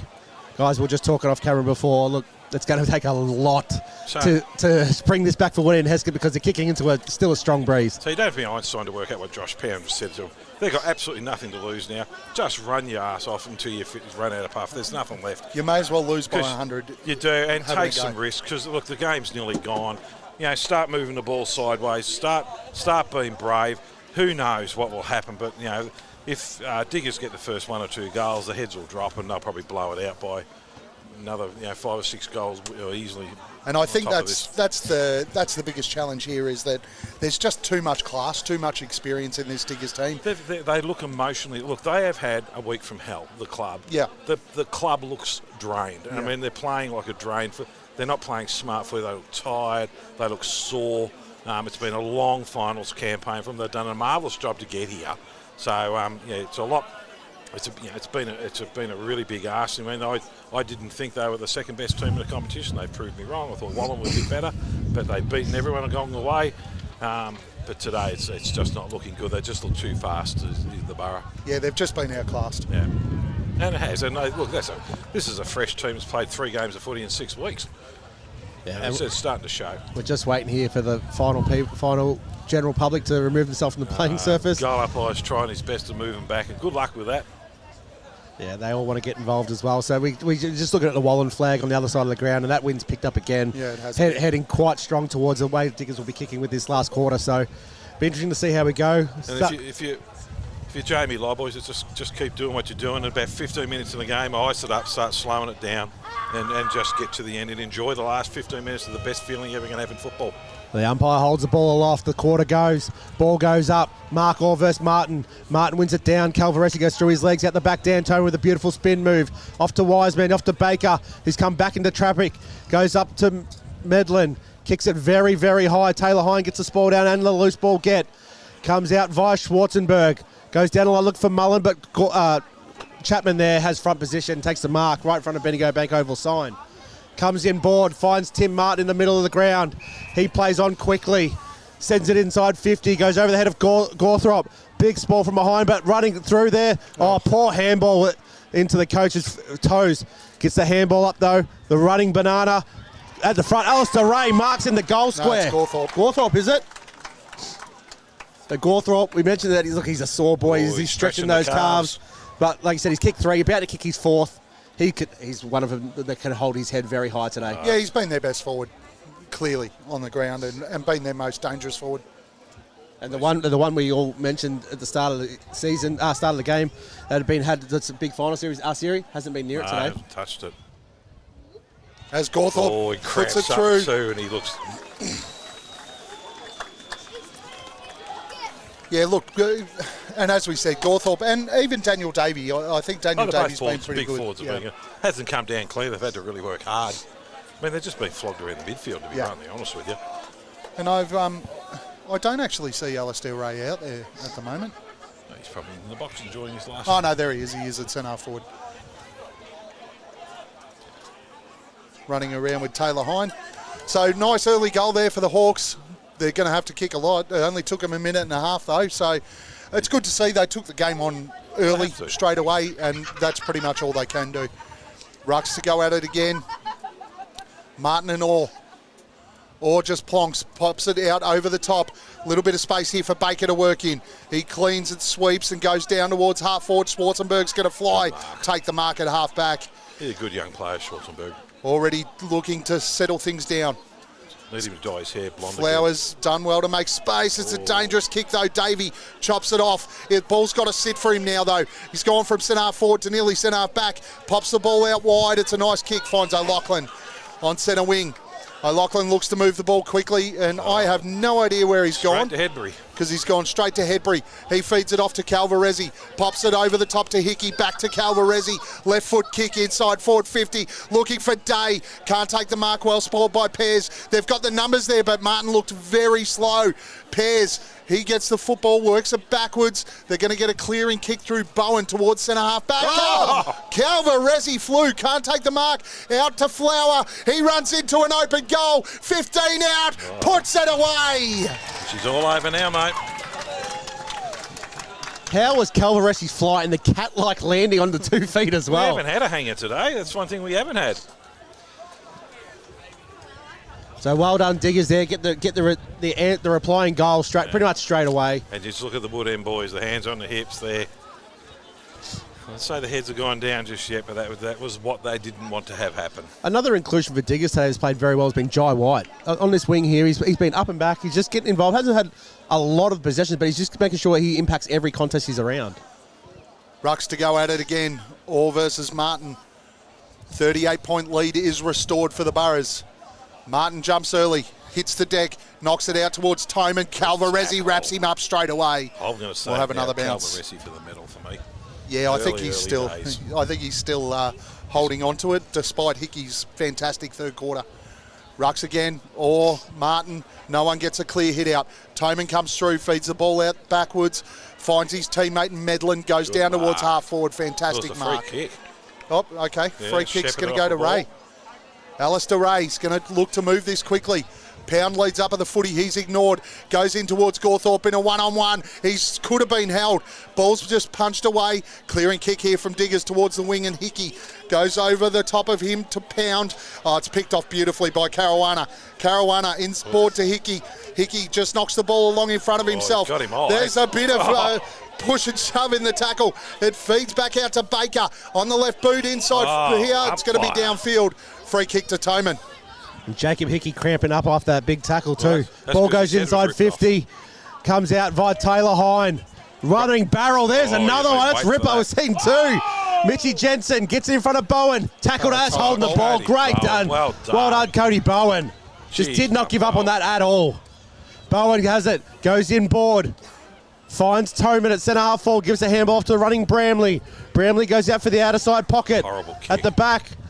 They will come running through, and it'll be wrapped up. Oh, ball comes, someone gets spot out.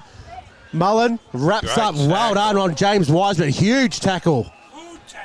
And it'll be a ball up here on the left half-back flank for Diggers Rest.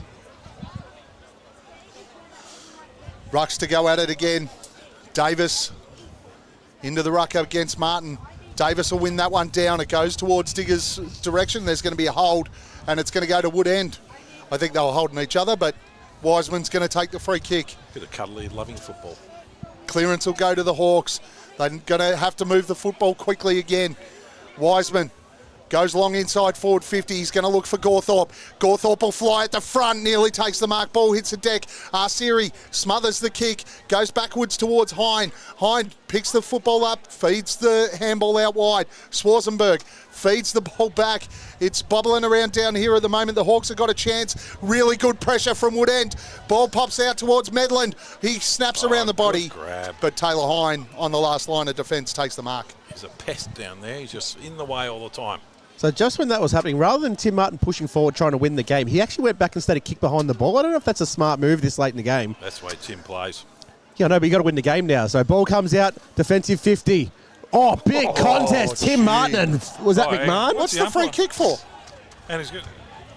Oh, he hurt him, so be like running into a bottom Okay, of he got snowman. hurt, but what was the free kick for? A Yeti. I mean, that was a fair hip and shoulder. Yeah. I'm not sure he hit him in the head. He's clearly winded the guy. Yeah. Yeah, I thought it was a very fair contest. Winded. It looks like he's half killed him. I mean, he's a big dude. If you're a bigger guy than someone else, doesn't mean you get punished for being the bigger dude. So Mitch Day looks like he wants to take the kick at half back here. Get up, mate. You've got a medal and a big night on the Terps ahead of you. Was it McMahon? It was, wasn't it? Yeah, looks like He's McMahon. all right. Yeah, he wants the kick though. Give me the ball, he says. He's got to go off. No, don't go off, mate. This is the best 10 minutes of footy you're going to have in your life. So Mitch Day has it. Left half back flank. He's got to go backwards. She's milking time. Yeah, finds his teammate, comes out to Taylor Hine. Taylor Hine has Jai White here on the wing all alone. That's where the ball goes.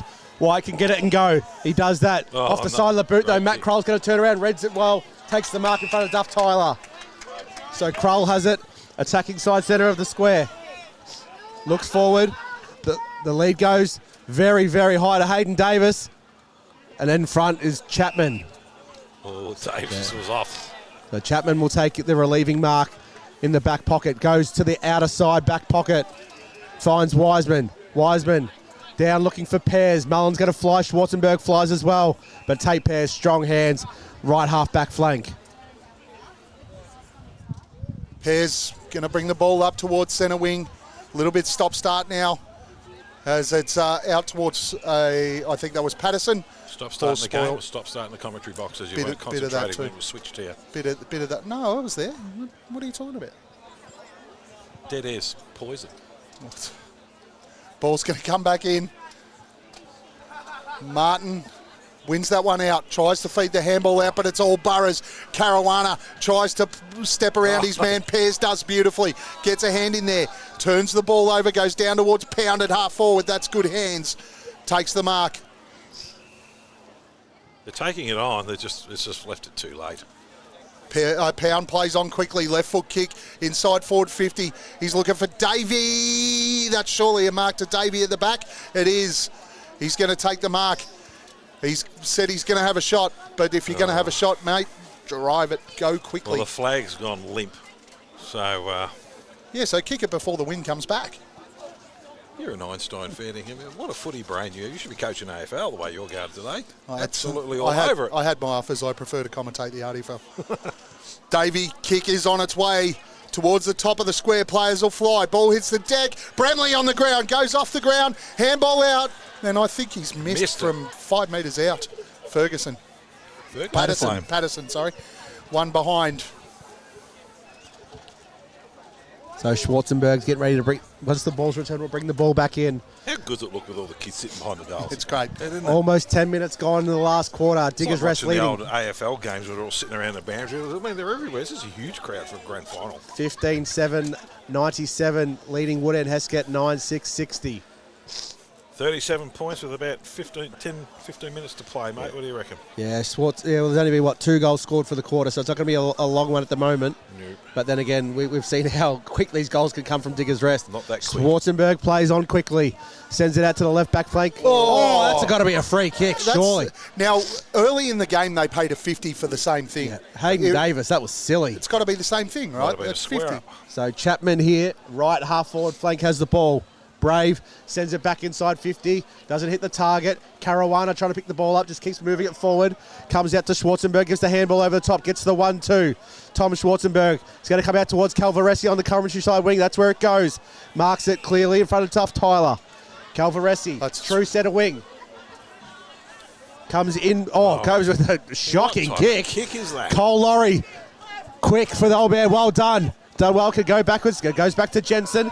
Jensen lowers the eyes to Mitch Day, gets the ball, shows a bit of candy, chips it over. Oh, that's gone about 5 metres to Mullen. Too high, no. He's been hit high by Toman. Ball comes out to Fazzolari, off to Pears, off to Toman. Toman through the middle of the ground. Short ball finds Baker. Mickey Jensen had a bit of a comment to the Woodend coaches box. Yeah, what a shock that is. Wouldn't you? Baker Gosh, I wish goes you could back to mic him Dan up. Toman. Toman goes to across to his brother Ben, who can keep running through the 50. Decides to go out wide looking for Josh Pound and hits him. So Pound marks it about 45 out, kicking into the wind. Going to be a tough kick. We've seen that all day. Pound plays on, runs around, left foot kick. It's not bad, but he's just going to miss to the right. One behind for the Hawks. Once again, some very professional goal umpiring from Iceman. Back to an even 6 goals. There's the bar. The umpires have been pretty good today, let's be honest. They really haven't had any effect on the game. That's what you asked for. Ball comes into Jacob Hickey in the back pocket. Been very influential today for the Boroughs, particularly in that third quarter where he had just a ton of the football. He's going to kick down the line, looking for Jai White and looking for Hedbury, who flies. Can't take the mark. It's going to go out of bounds for a throw-in. So we heard Jamie Lobb say in the pre-game that Jacob Hickey, along with his brother Lachlan and Mark, all come across from Melton Blood. So, good quality football is coming from good quality teams, and they always help you, don't they? Ball comes back in. Crullen to the ruck against Martin. He kicks it out of mid-air. They paid a free kick for that before too. It's been wrapped up. Mitch Jensen. Mitch drops the elbow a little bit, and we might have a little bit on here. Yeah. That should be a free kick here for Woodend. Should go to Cody Bowen. Silly stuff when you're this far up. Mitchy Jensen let him know all about it with a He's flying landed on his elbow. feet too, Cody Bowen. He got thrown over the hip and still landed on his feet. Bowen swings into the middle of the ground, finds Wiseman. Wiseman plays onto the top of the goal square towards Pound. Ball hits the deck. Pound did well to get back into that contest. Hickey feeds out to a teammate. They've got all the run now. Flower goes through the middle with one bounce. Handball's out wide to Tommy Evans. He picks the ball up casually with the left foot over the top towards Schwarzenberg. Still running Schwarzenberg, has done all day. Right foot kick, long towards the top of the square. Over the back, Calvaresi. And he will go back and line up for number 4. And a medal. He read that better than anyone else, didn't he? They all followed Mark Orr where the big man was going. Calvaresi just watched the flight out the back, takes the uncontested mark. So, He's just been dominant. Oh, easy ever. And look, stood up this will be a goal a quarter for it. No, it's not.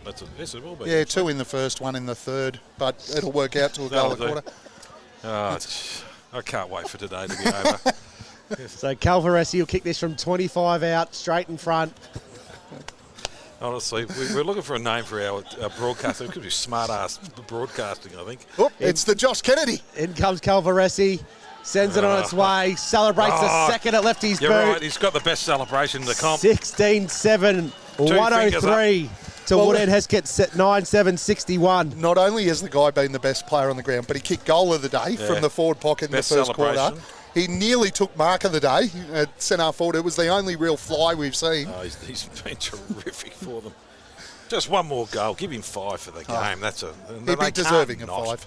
Be deserving. I know that. Notice they've got Cole Laurie down there in the last quarter here. I think they're trying to get him that farewell grand final goal. Some of these Diggers players, I'm not going to cast any speed, but might be the last time we see a couple of the older ones. What a way to go out. So Krull in the middle of the ground, gets the handball out to Caruana, runs straight out the front of the stoppage. He's going to have a flying shot from inside the square, gets underneath it, doesn't spin well. Mitch Day at the back, and is just going to run through. Yeah, he's going to go crook because it wasn't 16-8, 104, Diggers rest. So when Diggers are watching this back, Caruana can get a spray there because Cole Laurie was open on the lead. So we've played 15 minutes in the last quarter. You're dead set trying to get him a goal, aren't you? Yes. Harley Giddings has it in the right back pocket. Been a magnificent servant for the Diggers Rest Footy Club. Harley Giddings plays on, runs past Orr and sends it out to the outer wing. Martin just throws his Krull out of the way and says, I'll have that.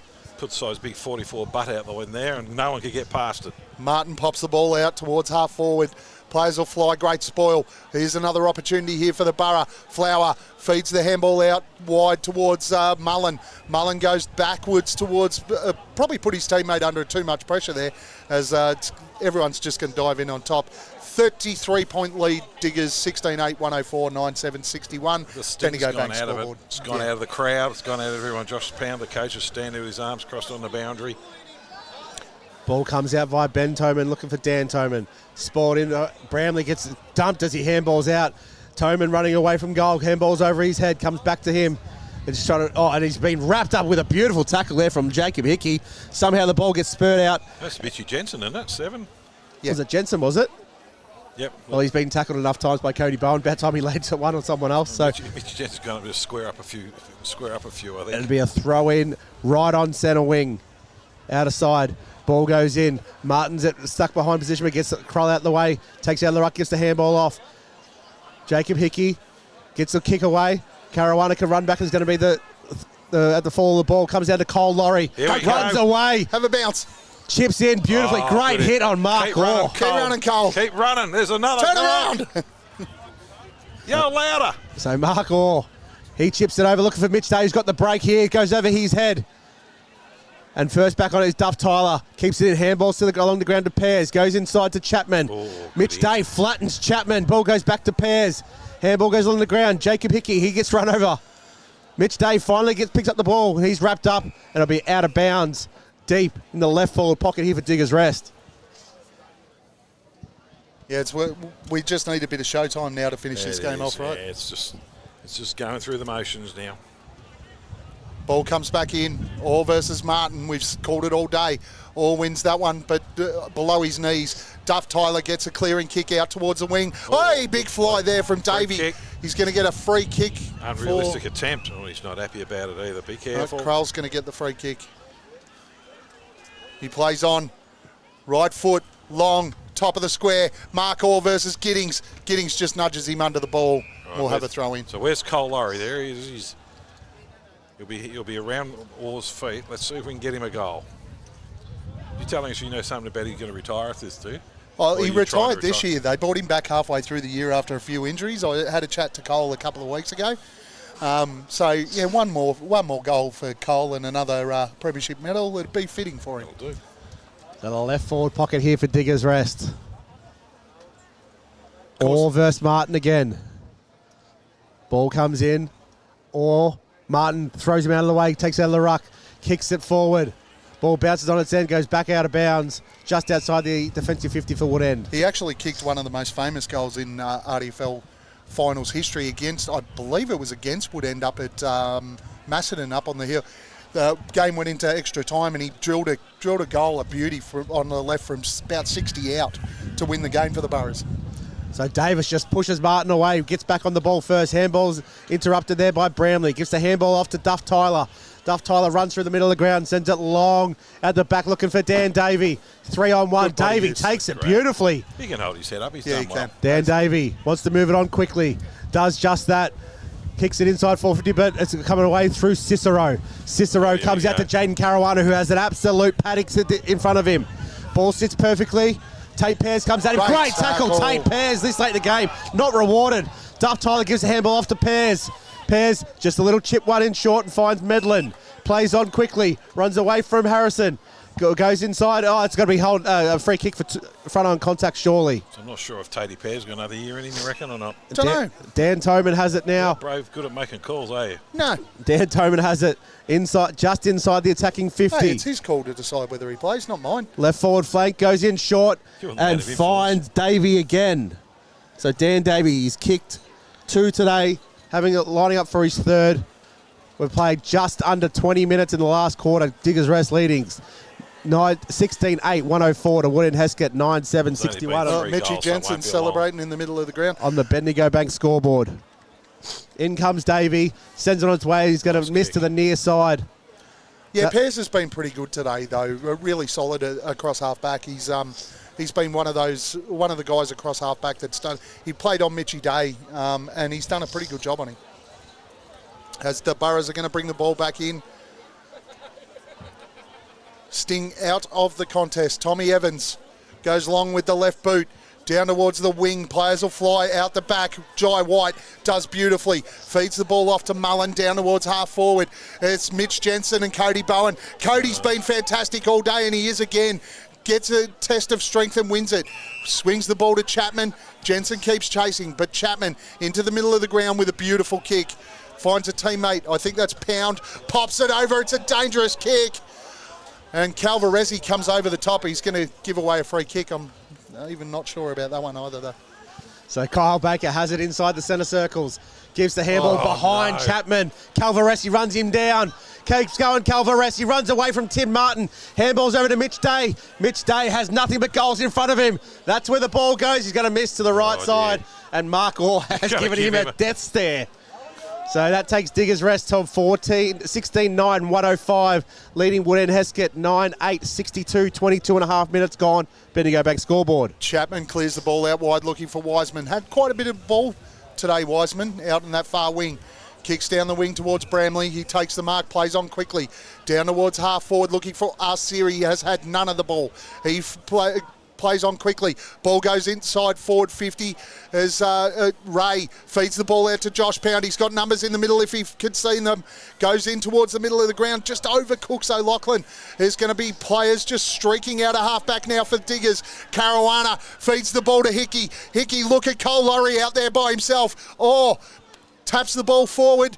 It's all Hawks though. Martin's going to clean it up. Back to Giddings. Giddings will swing it to Chapman and the Hawks will try to clear. I think even Wood End are on. They're just going through the motions too. St. Pears takes the mark on the left half-back flank. Overcooks the ball to Toman. Calvaresi at the back. Wrapped up by Ben Toman. Somehow, I thought he got a foot to it, but it's all right. It'll go over to Dan Toman. Dan Toman has it right on centre wing. Plays on. Chips it short and finds Patterson. Riley Patterson goes further to the left forward flank to Dan Davey. He runs through 50. Keeps the ball low. I'm not exactly sure what that was. A kick or I don't know if it was a shot or a pass, but it's gone to no one. Oh.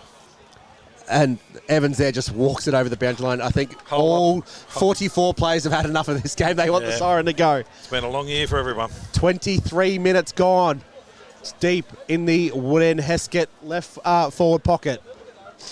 No one is in a hurry. They're just all waiting for the siren to go here. Ball gets thrown in. Ray's got front position. Krull at the back. Krull taps it down. Caruana running onto it. Picks it up beautifully. Takes a bounce.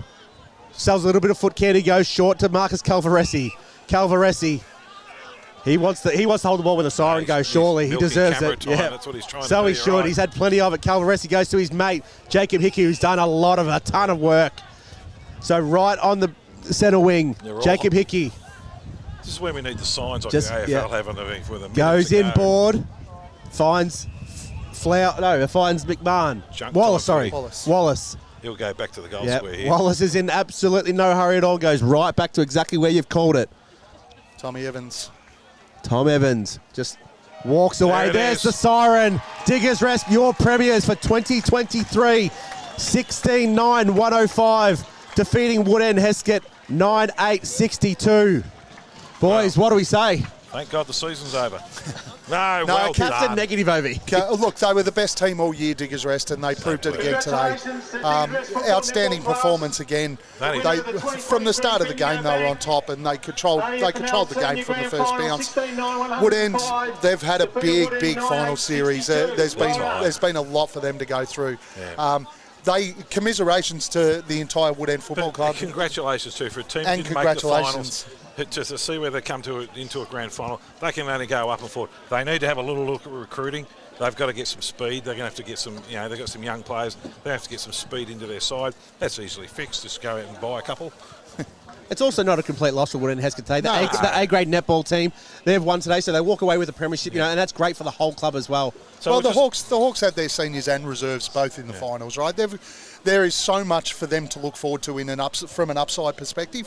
They hadn't played finals since their last flag in 2007. Yeah. This has been a big year for them. They should be happy. So let's go through the goal kickers quickly so we finish off for the year. Jacob Hickey 1, Mitchy Jensen 2, Mark Orr 1, Mitch Day 3, Marcus Calvaresi with 4, and probably a medal if they're listening behind us. Josh Flower with 2, Chris Lawton 1, Josh Wallace 1, and Harrison Wilson 1. Go over to Woodend. Tommy Gawthorpe's got 4, Alistair Ray 1, Josh Pound 2, and Dan Davey 2. So, tip for the medal? Hard to go past Calvaresi. Yeah, I agree. Look, Calvaresi and Hickey, for me, were the best two, and you could throw Mark Orr in there. He'd be my one vote. Yeah, look, you've nailed it on the head exactly. I had the 3-2-1 in the exact same way. Calvaresi 3, 2 to Hickey, 1 to Orr. But look, I wouldn't be upset if any of those three won it. Any three would be deserving. They had winners all over the ground today, Diggers Rest. So you look at the Diggers Rest Football Club, the 6 premiers in the reserves, premiers in the seniors. It is a sensational football club. Benny Absolutely. Morse and Simsy and everyone else who runs that football club. We've said it all year. People go to that football club and not leave. The culture is magnificent there. They've won another premiership. This is now a little dynasty. This team's been flying up the top of the ladder for 3 or 4, 5 years now. Let's go 10. Yeah. So and it's been ongoing success. So good luck. We've been told to wrap this up, guys. To all of you, thank you very much. We'll see you next year, Tone. Hopefully you go into bigger and better things and VFL time. Yeah, well, let's hope someone wants to give me a job. So Yeah, no, Gav and I will be back again, I'm sure. No one wants us. So, look, to everybody, to all the sponsors and everybody, to the league, to the cameramen and everyone involved, thank you very much. We'll all see you next year. 2024, let's do it again. Thanks very much. Thanks, See you guys. later. Bye. First of all, congratulations to Diggers Rest and Woodend Hesket Football Netball Clubs on making the senior grand final for 2023. Congratulations on the way you represented your club and represented your clubs throughout the season as well. Great achievement to be able to make a senior grand final at any level. So a round of applause for the players for a terrific exhibition of footy. Ladies and gentlemen, I'd like to invite the umpires who officiated in today's grand final to make their way to the stage to receive their grand final medal. Our field umpires, Alexander Bond, Daniel Mousley and Joel Wood. Footy players, I sort of noticed over the season, I don't remember who they are now. Before that, I'll play it. But if there's doubt, I'll take it again. Our boundary umpires, Spencer Canelli, Cody McLaughlin, Lucas Harper and Charlie Hines.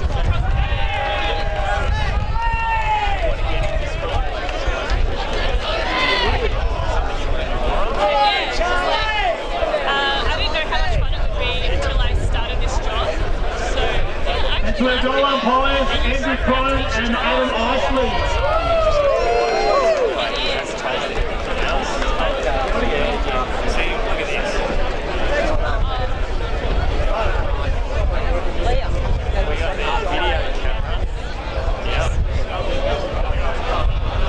I'd now like to welcome forward onto the stage Mr. Rob McIntyre to present the Doug McIntyre Medal, which is named in his father's honour.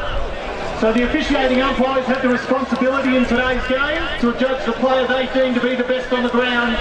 And the umpires have decided that the Doug McIntyre medalist for 2023 from the Diggers Rest Football Club, Football Netball Club, number 1, Jacob Hickey.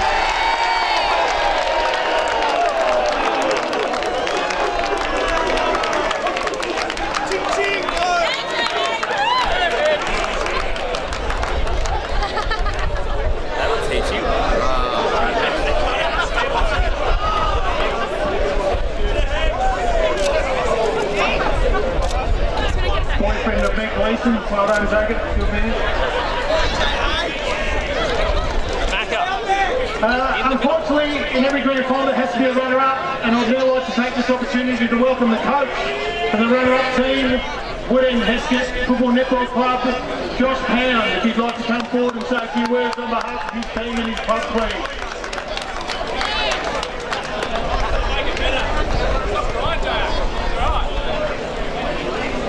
Thanks everyone.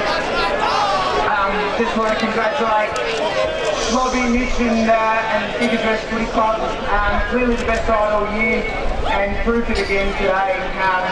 No, I can honestly look at the boys and be really proud that we threw everything into that year and you were genuinely the better side of the day. So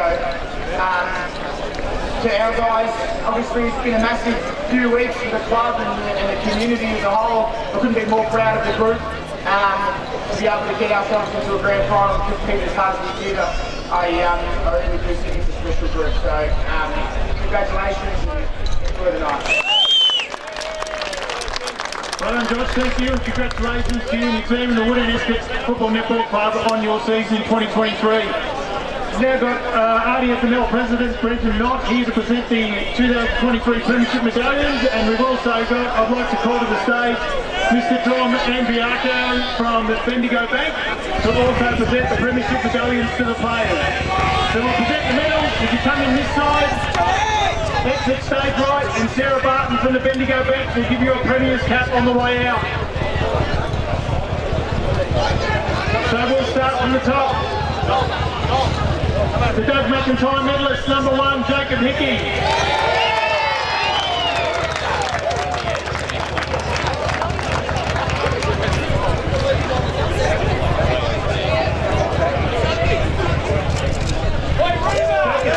Take it this way. Number 2, Austin Cicero.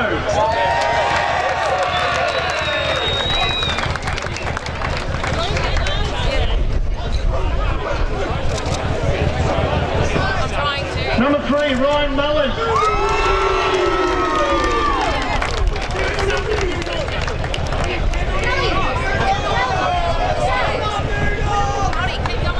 Number 4, Andre Henry.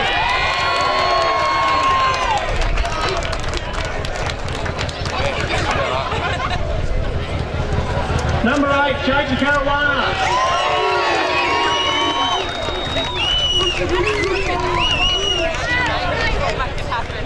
Number 9, Big Mark Orr.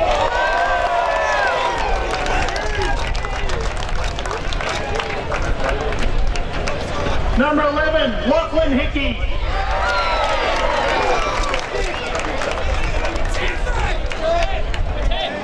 Number 10, Mitch Day.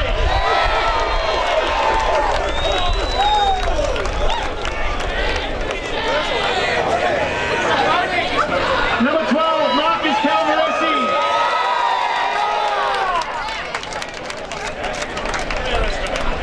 Number 13, Joshua Flower.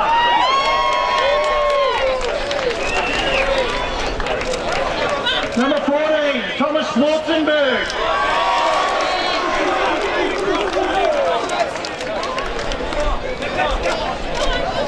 Number 15, Benny McMahon.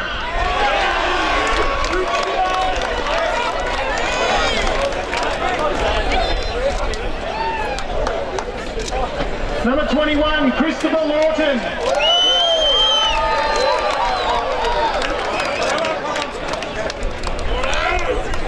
Number 22, Matthew Kroll.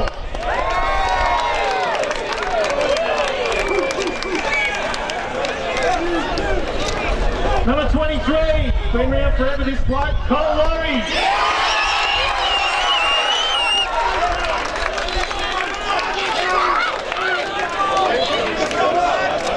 Number 25, Joshua Wallace.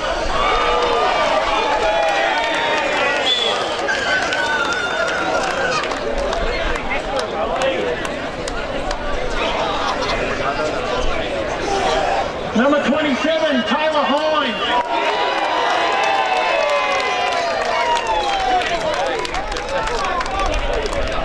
Number 34, Harrison Wilson.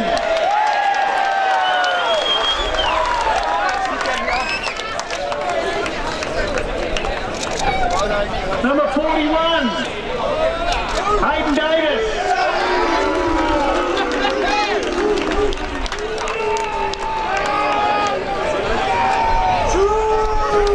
Number 42, Tom Evans.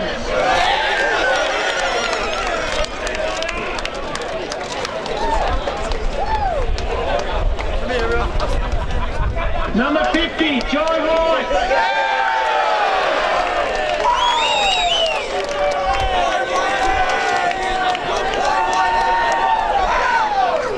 And the premiership captain of this outfit, number 7, Mitch Jensen.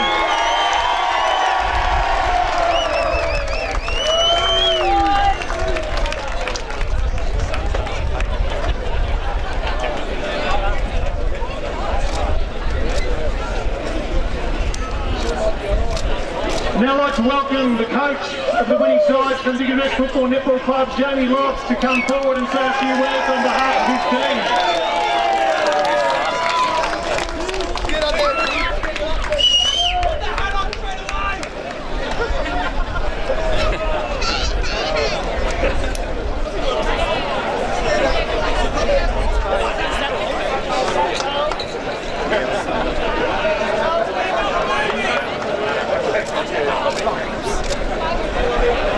I'd just like to thank the RDFNL for a wonderful final series they've put on. It's been some great games, great venues, and credit to the guys for organising that. So well done to you. Thanks to the sponsors of the league. I don't know who they are, so I won't go into them. But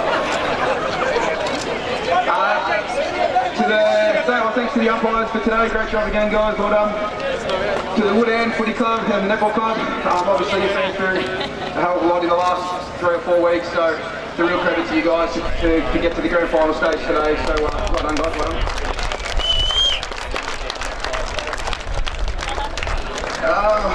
To our club, I say club because we had the reserves win today, the seniors, but we always said it takes an army to get to this day, and we've got a bloody good army out of Diggers Rest. So thank you to all the volunteers, all the families of all the players, all the wives, the kids, the dads for putting up with everything that you put up with from us through the year, and go the Bows. Let's probably up now like Bendigo Bank representative Mr. Dom Andriacchio to present Jamie Lobb and Captain Mitch Jensen with the 2023 Premiership Cup and flag. Well done, Diggers Rest. Right effort, boys, on behalf of Bendigo Community Bank, Gisborne, and well done.